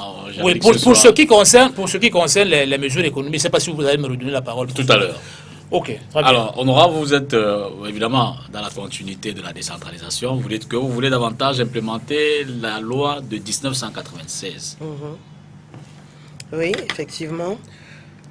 Tout à l'heure, quand on commençait notre débat, je crois que c'est Maître Sikati qui a rappelé un propos de Monsieur le ministre de l'Enseignement supérieur lors d'un débat qui a dit que le président Paul Biya n'avait pas besoin de bilan.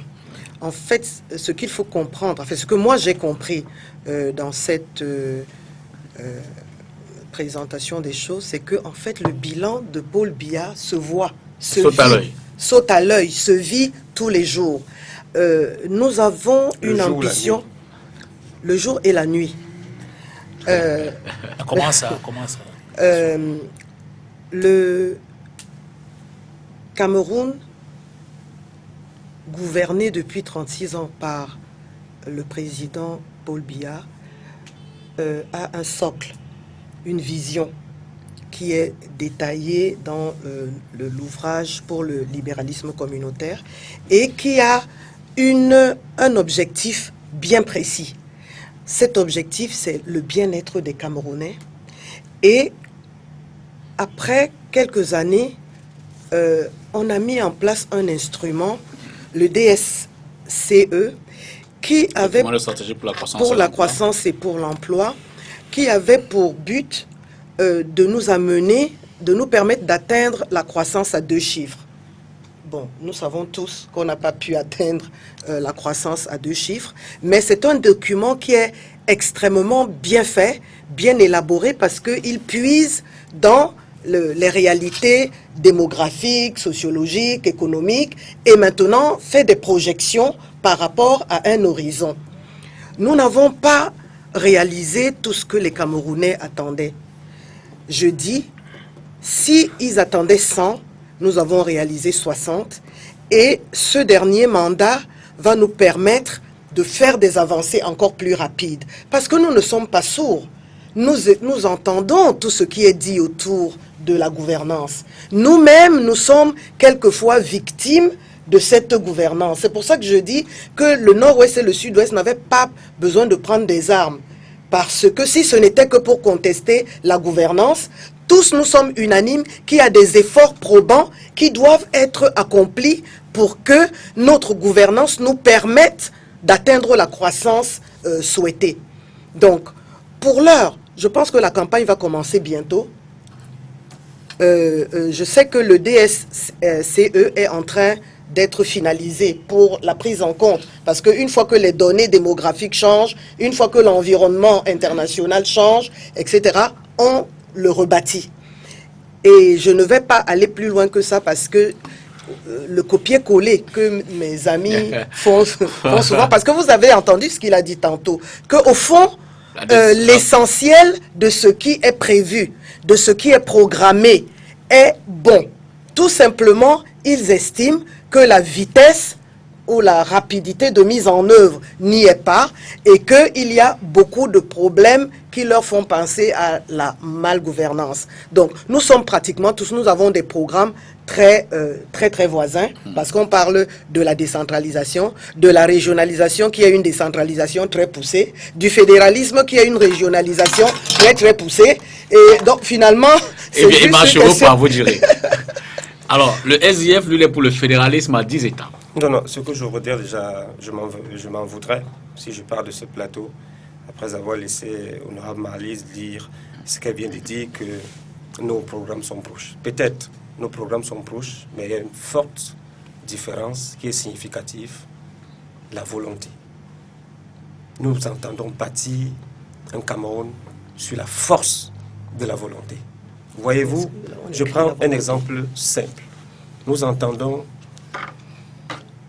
rendre gratuit les consultations pré, postnatales et même les césariennes. Ça, c'est déjà prévu. Non, c'est prévu, mais nous parlons de l'application. Vous avez tout prévu, mais vous n'appliquez rien. Rien n'est effectif. Et c'est ça la différence. Nous voulons oser. Parce que, voyez-vous, nous sommes dans un pays où les responsables, ceux qui sont censés montrer l'exemple, ne se soignent pas dans nos hôpitaux. C'est quand même curieux. Le ministre de la Santé, un journal nous l'annonçait dernièrement. On parle de l'évacuation sanitaire. Mais voilà. Donc vous voyez que c'est extrêmement compliqué. Comment vous pouvez appartenir à un pays et ne pas vous soigner dans ce pays-là? Ça veut dire que vous n'avez même pas la volonté d'améliorer les plateaux techniques. Bref, d'améliorer la qualité des soins. Nous entendons le faire et nous allons le faire. Voilà une différence. Nous pensons que si à un moment donné, ce qui est dit peut se chevaucher, parce qu'on ne va pas réinventer la machine à fabriquer du beurre. On peut dire que la décentralisation est proche de la régionalisation et le fédéralisme, c'est une décentralisation encore plus poussée. Mais encore faut-il se démarquer par la volonté de vouloir implémenter cela sur le terrain. C'est de ça qu'il est question. Disserter, philosopher, dire qu'on a fait. Quand vous parlez, Honorable Marlise, j'ai envie de me dire que vous n'êtes pas au Cameroun et vous continuez d'énerver les gens parce que vous devriez être en train de nous parler de bilan et vous nous dites que ce bilan, il est satisfaisant à 60%. Mais je voudrais bien que vous me dites, que vous preniez des exemples. On annonce des autoroutes, on ne voit pas, et un ministre se permet de vous dire que on est en termes d'avancement, on est à 20% de la première partie. Ça ne fait pas ces 60%. Non. De grâce, l'humilité. Vous aurez conseillé de dire, peut-être, accordez-nous un septennat, un autre septennat, pour nous rattraper, mais c'est bien trop tard. Plus que jamais, les Camerounais ne sont plus types, ils sont fatigués et nous apportons une nouvelle façon de voir les choses. Nous voulons oser et nous souhaitons que le 7 octobre, que tous les Camerounais qui en ont marre de regarder votre visage se disent enfin, nous allons bouter ces gens dehors, libérer le Cameroun et permettre aux gens qui viennent avec une nouvelle dynamique. Je sais, je vous regarde. La question que vous allez nous poser, où est-ce qu'on va trouver l'argent pour réaliser tout ça. On parle d'argent tout à l'heure. Mais l'argent est là. On parle d'argent. Quand on nous parle de détournement, on dit qu'un ministre a détourné 10 milliards. Personne ne pose jamais la question de savoir d'où sont sortis les 10 milliards qui ont été détournés. Mais une fois que quelqu'un lance une idée, attendez de le juger. De juger le maçon au pied du mur. On s'empresse de dire oh, où est-ce qu'on va trouver l'argent? C'est surréaliste, ce n'est pas possible. De grâce, je pense que plus que jamais, les Camerounais sont éveillés. Et le 7 octobre, on va faire votre champion, prendre la retraite, une retraite peut-être méritée entre guillemets. Maître Sekati, vous êtes pour l'autonomisation. Quels sont mes dedans? Mais déjà, nous partons d'un fait. À partir du moment où vous êtes arrivé au pouvoir grâce au peuple, le peuple doit être consulté pour toutes les questions fondamentales pour l'avenir du pays. Au sein du le MRC a décidé que pour la question de l'administration du territoire, c'est-à-dire quant à savoir s'il faut opter pour la décentralisation ou bien le fédéralisme, nous allons organiser les états généraux de l'administration du territoire, c'est-à-dire ce sera un grand forum où toutes les communautés qui composent le Cameroun vont être réunies et il y aura un véritable débat sur la question de savoir comment est-ce que les gens voudraient être administrés. Parce que si demain vous décidez d'imposer au Cameroun, parce que vous êtes devenu président, la forme fédérale, vous pouvez vous retrouver avec des entités, voilà, au Cameroun, où les gens vous disent, nous ne voulons pas le fédéralisme, nous voulons la décentralisation. Donc nous pensons que la meilleure façon de déterminer la forme d'administration de l'État consiste à discuter pour savoir comment est-ce que l'État doit être administré.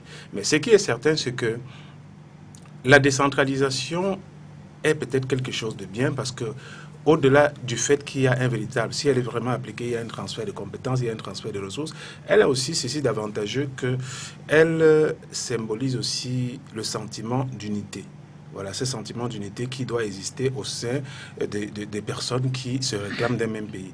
Mais au-delà des questions d'administration et territoire, je voudrais également vous dire que la première réforme que le MRC va engager, si jamais le candidat Maurice Kamto est élu, mais ce sera la réforme institutionnelle. Parce que nous constatons que ce qui fait problème aujourd'hui chez nous, la malgouvernance qui a gangréné notre pays est liée à la mauvaise qualité des institutions qui sont mises sur pied. Par exemple, nous disons qu'il faut mettre sur pied, il faut passer à l'application de l'article 66 de la Constitution qui aujourd'hui nécessite seulement un décret pour désigner les membres de la commission en charge de recevoir la déclaration des biens. Voilà, il n'y a pas beaucoup de choses à faire sur ce plan-là. Nous voulons également mettre sur pied un système électoral, notamment pour les élections présidentielles à 2 tours, parce que nous estimons qu'un président doit être légitime. Un président doit avoir une véritable assise populaire pour bien gouverner.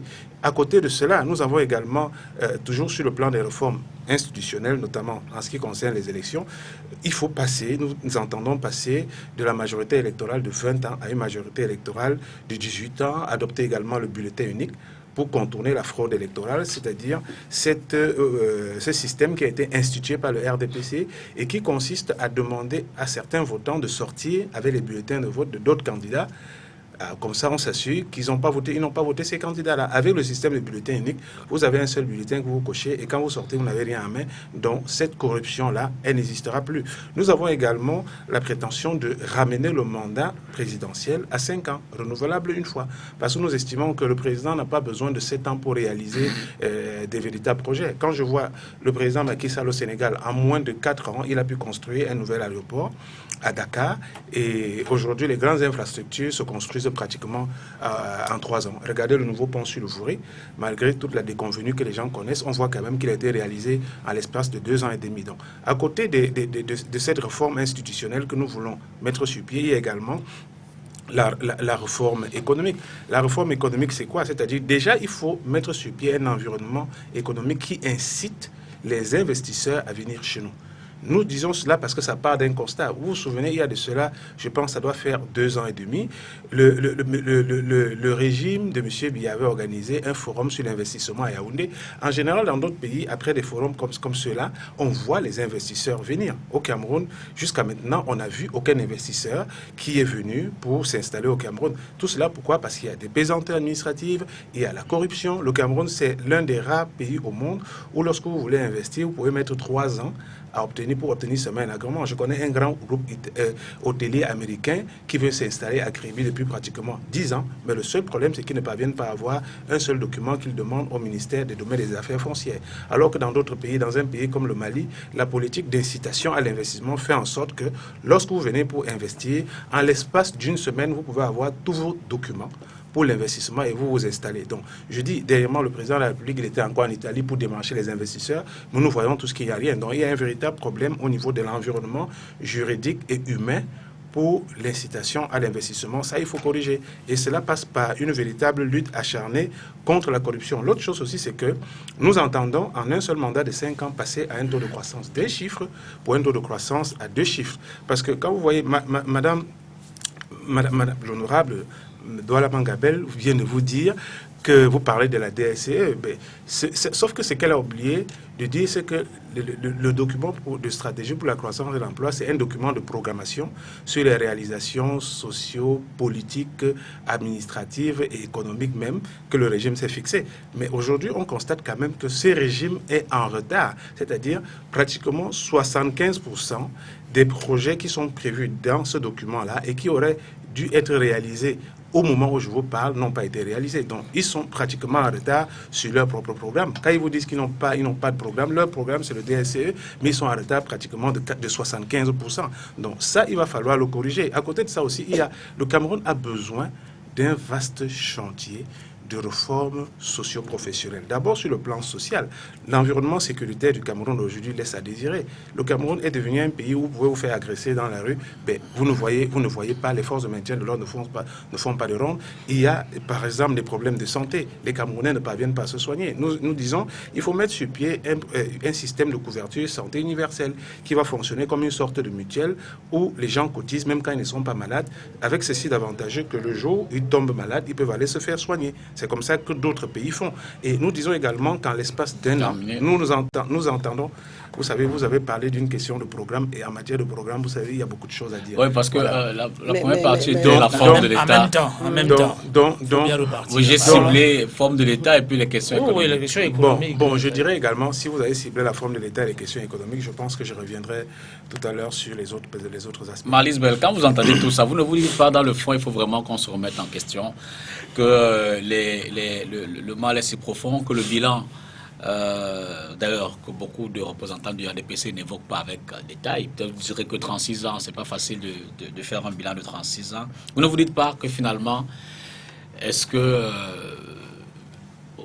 ceux qui sont de l'autre côté ont un certain nombre d'éléments quand même qui montrent qu'après 36 ans, il y a des choses à redire? Évidemment que la différence entre nous et les autres, c'est justement que nous avons managé. Et rien ne me rassure quand je regarde les espaces de pouvoir et de management et de leadership qui ont été gérés par l'opposition. Quand on arrive dans une mairie du SDF ou dans une mairie d'un autre parti qui n'est pas le RDPC, on ne voit pas de signes qui rassurent. Et ça veut donc dire quoi? Ça veut dire que finalement, il n'y a pas que la volonté.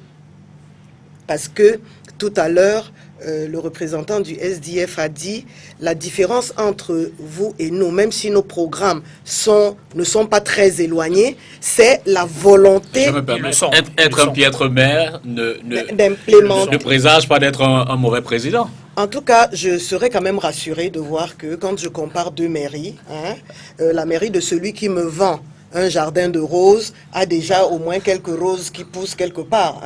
Mais quand il n'y a rien et que je me rende compte que finalement ce n'est pas la volonté. La volonté, les individus peuvent l'avoir ou ne pas l'avoir. Mais ce n'est pas ça. Je pense qu'il y a aussi la confrontation à l'environnement, au concret. C'est-à-dire qu'une fois que vous êtes sur le terrain et que vous commencez à manager, effectivement, ce n'est plus du discours. C'est de la réalité, ce n'est pas de la fiction. Vous avez un certain nombre, vous faites face à un certain nombre de contraintes que vous devez intégrer et ce n'est pas tout le temps facile. Donc si je mets à 60% le taux de réussite que nous nous attribuons. Par exemple, dans le domaine de l'éducation, qui peut dire que dans le domaine de l'éducation, nous n'avons pas fait des progrès notables?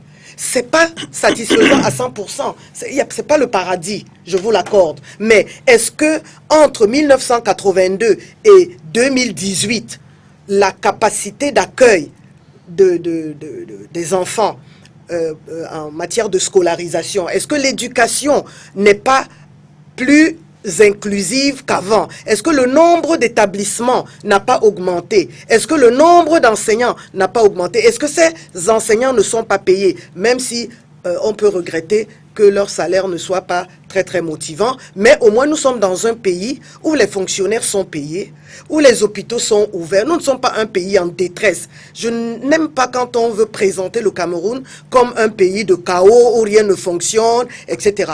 Moi, j'ai eu la chance de voyager un peu, j'imagine vous aussi, en Afrique centrale, en Afrique de l'Ouest.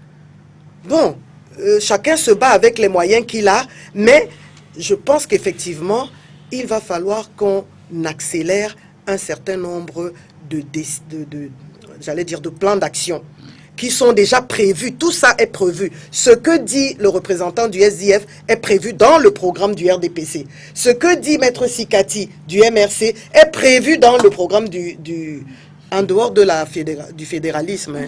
Quand même, on n'est pas dans le fédéralisme. C'est vous qui le dites. Mais maintenant, ce qu'il faut, effectivement, si nous sollicitons un nouveau mandat auprès des populations du Cameroun, c'est parce que, nous avons la certitude que nous pouvons faire mieux que ce que nous avons fait et que les Camerounais méritent mieux que ce que nous leur avons donné et que maintenant nous pensons maîtriser un certain nombre de situations, nos alliés, nos partenaires, etc. Et nous pouvons faire mieux. Donc pour moi, je pense que nos amis sont un peu sévères quand ils disent que le 7 octobre, ils vont nous bouter. Il faut faire attention. Hein. Tout à l'heure, vous m'avez menacé. Moi aussi, je vous menace. Il faut faire attention. Hein. C'est pas... Attention pourquoi? Alors, attention pourquoi? À Mondo Vision, il a dit, nous allons... J'ai beaucoup de respect. Non, attendez, vous êtes vu quand vous avez dit... Honorable Marlise Doualabel, arrêtez ce que vous êtes en train de faire, de ce que vous êtes en train de dire. Bon, mais quand je disais que je vous menace, je ne vous menace pas du tout. Je dis simplement que nous avons une chose en commun, c'est que nous sommes des acteurs politiques. Vous êtes jeunes, vous croyez en votre pays et vous voulez donner le meilleur de vous-même à votre pays. Cela va se faire. Ne vous inquiétez pas, cela va se faire. Mais cela ne va pas forcément se faire le 7 octobre 2018. Mais continuez à vous accrocher, continuez à travailler. Là, vous nous avez fait reculer. Vous nous avez fait reculer. Mais là, je prends le relais de... Si on peut faire mieux. Après 36 ans. Oui, bien sûr. Vous voulez que je réponde à quelle question précisément? Disons que je voudrais faire quand même le lien, puisqu'on a plus ou moins déjà abordé la grande partie de la forme de l'État. Je voudrais quand même faire le lien avec le financement de tout cela. Je veux dire que chacun a de beaux projets. Mais vous n'avez pas encore écouté mes projets. Vous voulez déjà savoir où je vais prendre... Je pensais qu'on s'était accordé sur la circonscription qui a été faite. Oui. Forme de l'État et puis le volet économique. Oui, le volet économique, je vous ai encore rien dit. Sauf les autres ont parlé. Je voudrais dire quelque chose là-dessus. Je voudrais insister sur un point ou deux, qui sont deux points connexes en réalité. Donc, notre programme économique est fondé sur le développement agricole. Okay. Le développement agricole qui va générer de l'industrie et qui va, par effet d'entraînement, produire de nombreux services. Madame, elle dit que c'est prévu dans leur programme, pas du tout. Ce que nous prévoyons, c'est de construire un complexe agro-industriel par commune. Ça fait 36 ans qu'ils sont là. Ils ne l'ont pas fait. Donc, ils ne peuvent pas dire que nous sommes dans des similitudes du tout. Ils ne l'ont jamais proposé, ils ne l'ont jamais fait. Alors, construire un complexe agro-industriel par commune, de la taille d'une entreprise comme EVCAM, c'est parfaitement possible, madame. Je ne sais pas de quoi vous moquez. EVCAM a 7000 salariés, tout comme la Sosucam. C'est des entreprises qui ont été montées il y a 50 ans, au moment où nous avions 50 fois moins de moyens que nous avons maintenant, par le président Ahidjo. Lorsque notre candidat Cabral Libi se présente comme le Ahidjo des temps modernes, cela a du sens. Ça veut dire qu'on veut retrouver une espèce de dynamisme que l'État avait en ce moment-là. Bon, ça ne veut pas dire que c'est l'État qui va monter toutes ces entreprises de nos jours, parce que les contextes sont beaucoup plus favorables à une démultiplication de ce type d'entreprises. Ce sont des entreprises qui sont de gros employeurs. Vous savez que le deuxième plus gros employeur de ce pays, c'est une entreprise agro-industrielle. Et ce sont ces entreprises agro-industrielles qui vont tirer notre politique agricole, qui vont donc, à la suite, n'est-ce pas, de ces complexes agro-industriels de 7000 salariés à terme, que nous voulons développer dans au moins 300 communes, attendu que chacune de nos communes a ce potentiel, en dehors des grandes communes comme Douala et Yaoundé, des grandes capitales régionales. Mais toutes les autres communes du Cameroun ont des terres qui sommeillent. Imaginez-vous, la surface agricole du Cameroun, c'est 17 millions d'hectares, sur les 47 millions de notre superficie totale. 47 millions. Mais nous avons 17 millions qui sont arables. Alors nous avons l'intention de mettre en valeur 200 000 hectares sur les 17 millions.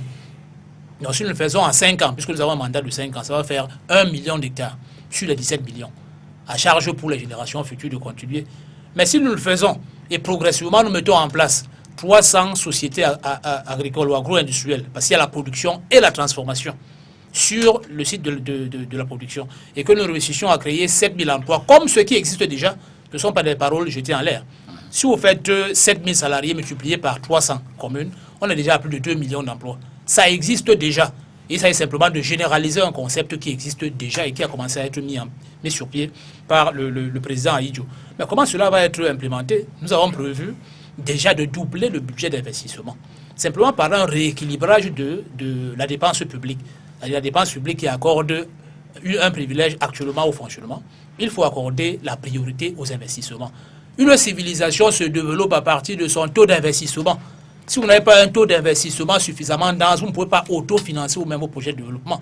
Avant que vous ne comptiez sur les autres, que vous ne comptiez sur le secteur privé qui apporte une partie de vos financements, il faudrait déjà que l'État ait un taux de financement suffisamment dopé pour attirer précisément les investissements étrangers. Le taux d'investissement sans lequel les autres ne viendront pas, parce qu'ils ne vont pas trouver le socle nécessaire pour venir implanter leurs propres investissements. Donc nous avons un taux d'investissement actuel qui tourne autour de 1200 milliards. On le porte à 2400 milliards en rééquilibrant la dépense. Parce que nous partons d'une hypothèse du budget à 5500 milliards au lieu de 4500 qui sont prévus par le 4800 à peu près, qui sont prévus par le RDPC pour 2019. Nous prévoyons plutôt 5500. 5500, c'est un minimum que nous puissions réaliser, puisque la Côte d'Ivoire, qui a la même richesse que le Cameroun, a un budget de 6800 milliards. Pour 2018 et pour 2019, ils envisagent de dépasser les 7000 milliards. Donc, je veux dire que nous avons des ressources qui sont largement sous-évaluées, parce que l'ambition qui gouverne en quelque sorte, n'est-ce pas, la mise en œuvre des politiques chez nous, elle n'est pas assez forte du tout. Je ne sais pas pourquoi vous m'interrompez très rapidement. Donc une fois que nous aurons développé progressivement ces complexes agro-industriels, nous voulons également doter chaque commune d'une route revêtue qui permette de la relier au réseau national. Elle disait que nos programmes ne sont pas proches du tout, parce que dans le DSE, la quantité de routes qui doivent être revêtues par an, c'est 300 dans leur programmation. Nous avons une programmation de 1000 km par an, ce qui est tout à fait possible sur fonds propres. Parce que 1000 km de route, ça nous coûte 400 milliards, à raison de 400 millions le kilomètre. Pourquoi le Cameroun doit construire 300 km de route par an, attendu que nous avons goudronné 5000 km de route en 2014 sur les 82 000 possibles, avec que nous sommes à un taux de revêtement autour de 6 ou 7%.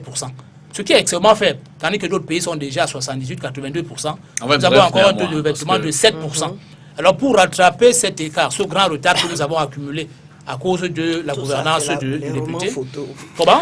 Ce ne sont pas des romans photos. C'est-à-dire vous avez tellement berné les Camerounais, vous les avez tellement endormis que vous donnez l'impression que tout ce qui peut se réaliser au Sénégal, tout ce qui peut se réaliser en Côte d'Ivoire, au Nigeria, ne peut pas se réaliser au Cameroun.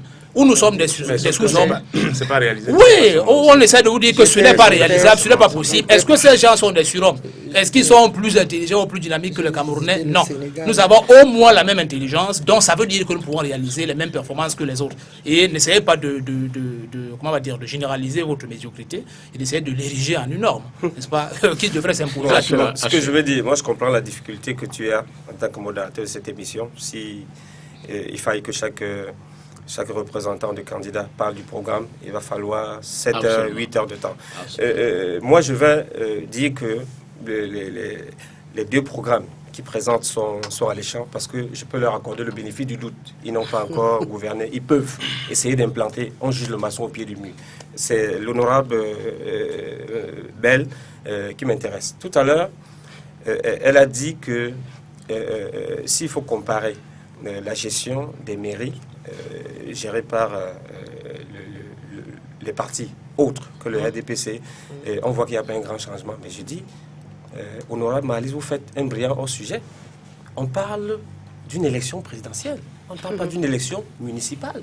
Ce sont deux élections qui ont des spécificités différentes. On parle de l'élection de la personne la plus importante pour un pays, celui qui a toutes les manettes entre les mains. Un maire, je crois savoir, vous êtes à l'Assemblée nationale, vous connaissez les prérogatives d'un maire, vous connaissez la marge de manœuvre qu'a un maire. Donc ce n'est pas du tout la même chose. Encore faut-il que le moment de faire le bilan en fin de mandat des membres de l'exécutif, je serai à l'aise, autant que vous peut-être, qu'on se retrouve sur un plateau pour parler du bilan de la commune qui est la mienne. Mais je voudrais donc répondre à la question de savoir comment est-ce que nous allons financer ce que nous entendons faire. Je ne vais pas comme le monsieur de l'univers avancer les chiffres, mais je dis une chose est simple. On gaspille énormément d'argent. Non, le gouvernement RDPC gaspille énormément d'argent au quotidien. Vous, honorable Mahalise Belle, qui est à l'Assemblée nationale, vous connaissez combien est facturé le petit déjeuner du président de la République? Je ne me permettrai pas d'avancer le chiffre, parce que vous allez contester en sachant que c'est vrai. On perd énormément d'argent dans le gaspillage. On entend donc capitaliser cette manne pour passer à des choses sérieuses. C'est des objectifs qu'on se donne. À la fin du mandat, on peut ne pas les avoir atteints tous, mais on aura suffisamment avancé. Vous ne pouvez pas être tout le temps en train de, parce que vous avez échoué, estimer qu'en dehors de vous, personne ne peut rien faire.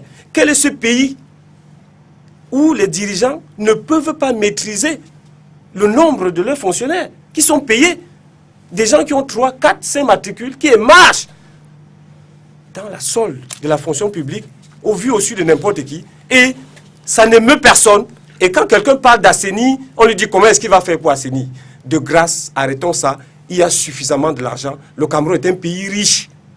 Il suffit d'utiliser à bon escient ce qui est à notre disposition. Et avec des petits moyens, on peut faire beaucoup de choses. C'est juste ce que je voulais ajouter. Maître Sikati, sur le volet financement. Oui, mais le volet financement, c'est d'ailleurs le volet capital, parce que je pense que beaucoup de gens doivent se demander, est-ce que c'est de notre poche que les partis politiques vont financer cela, ou bien est-ce qu'ils vont financer d'une autre façon? Déjà, dans notre programme, nous avons deux types d'infrastructures. Il y a les grosses infrastructures comme les autoroutes, comme les ponts, comme les centrales,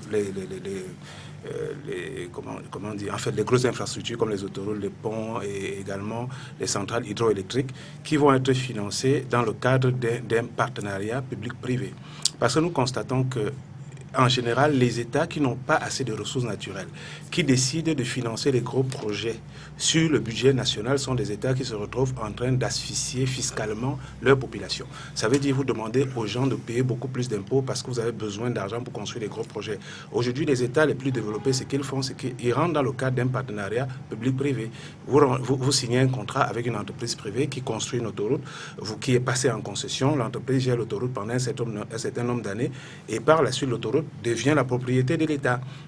Et l'avantage avec ce type de contrat, c'est que le citoyen camerounais, à la fin, il a une route d'envergure, il a un pont d'envergure, il a une centrale hydroélectrique d'envergure, alors qu'il n'a pas déboursé un sou, donc il peut profiter de ça. Donc il s'agit d'un moyen qui consiste à construire les infrastructures sans qu'un seul Camerounais dépense un seul sou. Maintenant, à côté de ça, vous avez également les petites infrastructures. Quand je parle des petites infrastructures, c'est par exemple, c'est des écoles, c'est des ponts communaux, c'est des centres de santé, c'est des dispensaires. Avec ça, ces projets-là peuvent être financés par non seulement sur le budget national, mais grâce également à des économies budgétaires. Ça veut dire aujourd'hui que quand je regarde la masse salariale de l'État, aujourd'hui on a au Cameroun, je pense que c'est 322 000 fonctionnaires. Mais en réalité, sur les 322 000 fonctionnaires, d'après les résultats du dernier recensement qui a été publié dans les journaux, on est pratiquement à 50 000 fonctionnaires fictifs. Quand vous évaluez la masse salariale de 50 000 fonctionnaires fictifs, on est à 13 milliards de francs CFA chaque mois, qui est détourné par un certain nombre de personnes au nom des fonctionnaires qui n'existent pas. Si vous prenez seulement ces 13 milliards, en faisant une économie budgétaire pour ces 13 milliards, Si vous repartissez les 13 milliards entre les fonctionnaires qui existent physiquement, je pense qu'on doit se retrouver dans le chiffre de 275 000 fonctionnaires. Vous pouvez vous retrouver en train de faire une augmentation salariale de l'ordre de 250 000 francs par fonctionnaire. Donc j'ai calculé ça. Si vous faites 13 milliards de francs divisé par 275 000 fonctionnaires, vous verrez que chacun peut avoir pratiquement 250 millions. Donc c'est une mauvaise volonté du RDPC que de ne pas augmenter les salaires. 250 millions. Pardon, 250 000, excusez-moi, peut avoir 250 000 francs de plus.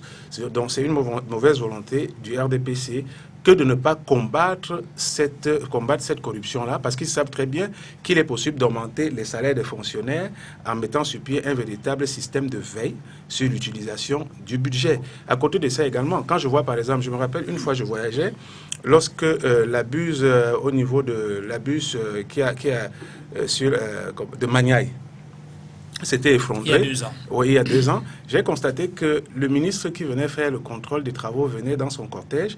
Il y avait près de 35 voitures. Et quand j'imagine que pour une sortie pareille, on a des bons de carburant, on a des frais d'émission, on a des frais divers qui sont engagés, ça veut tout simplement dire que rien que pour ce déplacement-là, on peut engager plus d'une centaine de millions de francs. Donc, si nous estimons que si un ministre veut aller faire des contrôles pour des travaux pareils, il n'a pas besoin d'aller avec tout son département ministériel. Le ministre peut parfaitement se déplacer avec 2 contrôleurs de travaux, ça fait des économies budgétaires.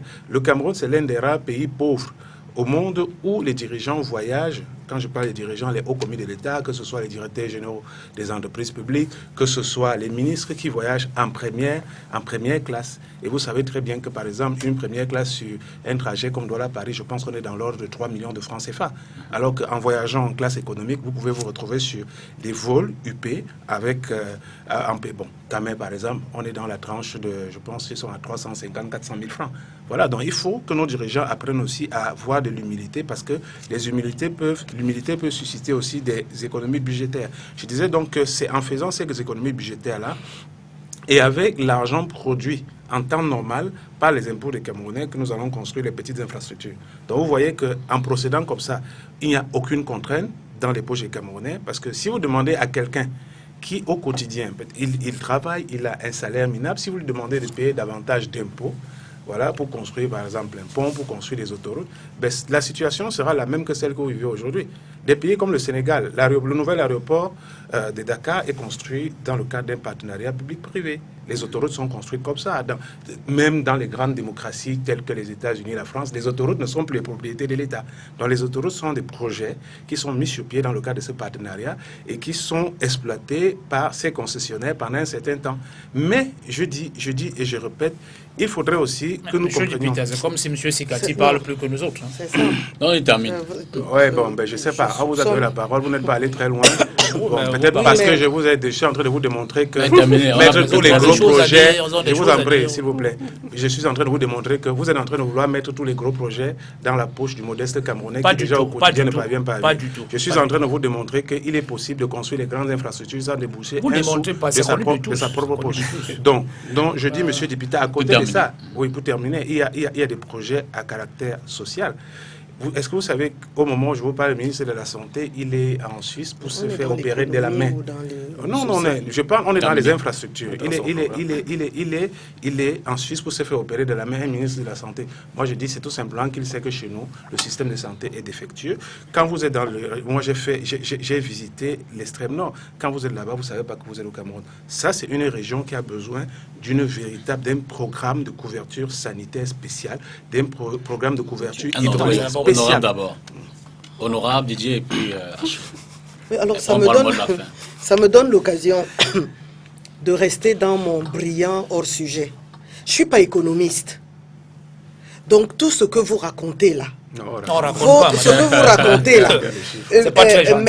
mes camarades qui ont les mêmes compétences que vous peuvent très bien vous affronter sur vos déclarations. Mais je veux dire la chose suivante. Permettez s'il vous plaît, monsieur Sikati, on vous a écouté. Je vais dire que je reste convaincu que le désir, qui est très subjectif, la motivation seule ne suffit pas pour manager un pays. Pas du tout. Et quand je parle des mairies, j'ai visité les mairies du SDF. Je n'ai pas encore visité les mairies du MRC.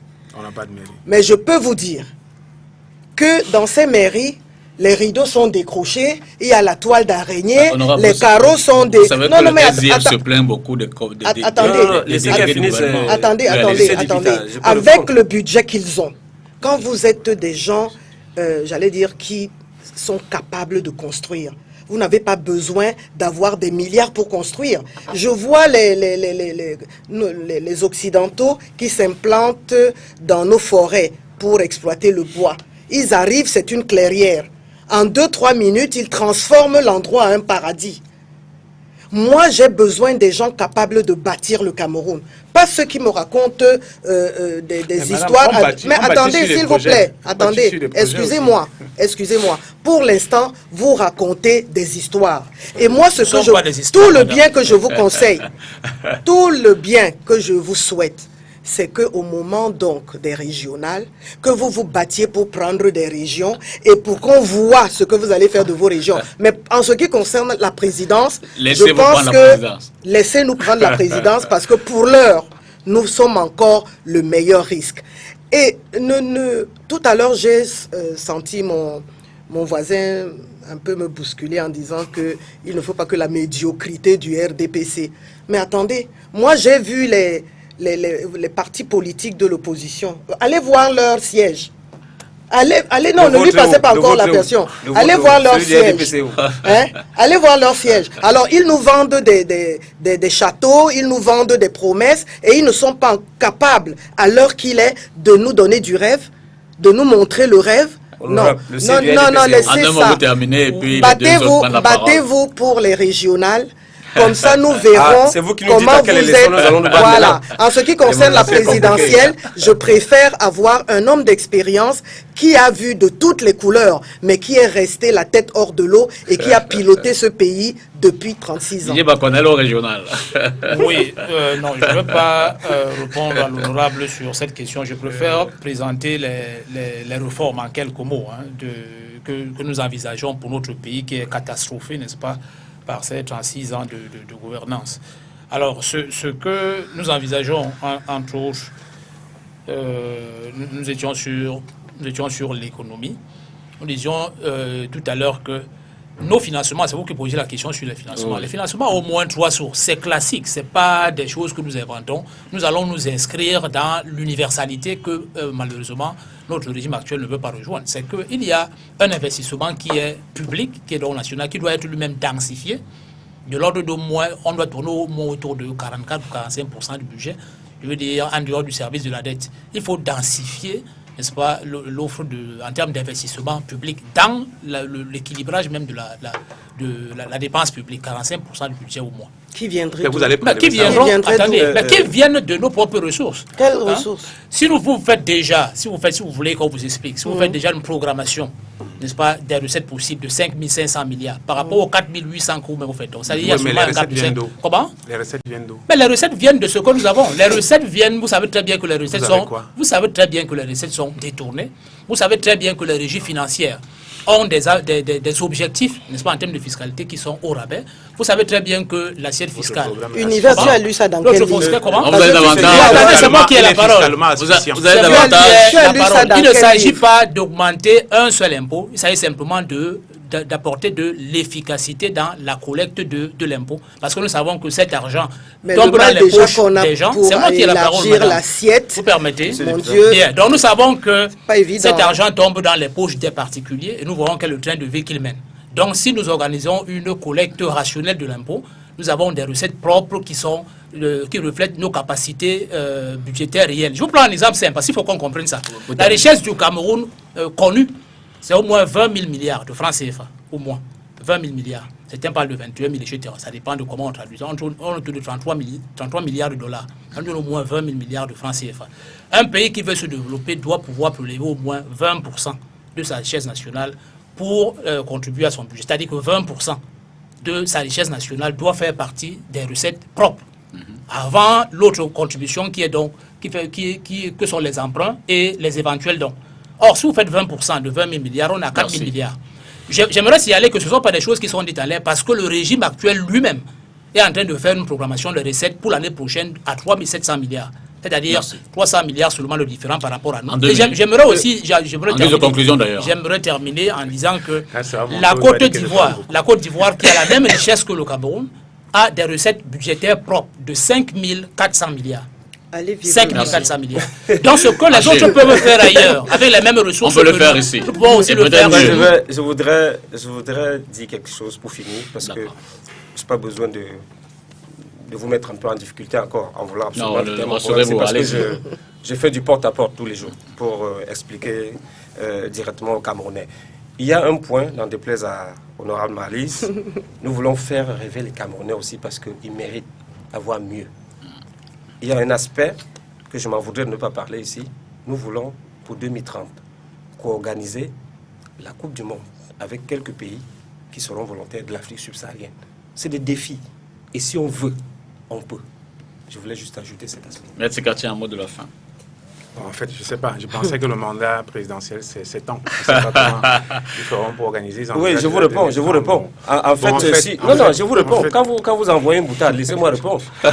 Nous avons l'aspiration de ramener déjà le mandat. Non, attendez. Laissez-moi parler. Non, je dis, nous avons l'ambition de ramener le mandat présidentiel à 5 ans pour 2 mandats.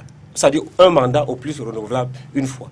Donc c'est possible. Dans 10 ans, si nous travaillons, pour un président. Si nous travaillons très bien, si nous pouvons remplir et dérouler notre programme. Je ne vois pas ce qu'il y a de difficile à comprendre. Oui, mais sauf que, bon, ce n'est pas nécessaire. En fait, il me semble que on est malheureusement dans un pays gouverné par un régime autocrate qui pense avoir la liberté de manœuvrer les Camerounais comme il le souhaite. Parce que vous voyez très bien l'attitude de Madame le député sur ce plateau. Quand elle nous répond qu'elle attend de consulter les experts en économie du RDPC pour qu'ils viennent nous répondre, je voudrais lui dire que nous, on n'est pas des experts en économie. Moi, je suis avocat, je ne suis pas expert en économie, je ne suis pas expert en infrastructure. Je parle des choses basiques, élémentaires que tout le monde voit. Voilà, donc quand vous arrivez à l'étranger, vous voyez une autoroute, vous pouvez parfaitement demander à quelqu'un, dites-nous comment est-ce que vous faites pour avoir ça? Et la personne vous répond, non, merci. Nous avons ça dans le cadre d'un partenariat. Et le projet que nous proposons, vous avez bien compris qu'en fait, on peut avoir des grosses infrastructures sans faire l'objet de pression fiscale, sans faire l'objet d'extorsion de fonds. On peut avoir des grosses infrastructures. Et si jamais le candidat Kamto est élu, vous pouvez être sûr, parce que nous avons dit dans le cadre de notre projet qu'en 1 an, nous créons 1 million d'emplois, dont 500 000 dans le domaine de l'agriculture. Merci Merci Kachi, Achille Azemba, Didier Macron, Honorable Malice Doualabel. Merci à vous, mesdames et messieurs. Merci également d'être resté regarder cet autre débat, carte sur table. C'était ce soir. Jeudi, entretien avec, ce sera le président du MRC, Maître Maurice Kamto, qui sera invité.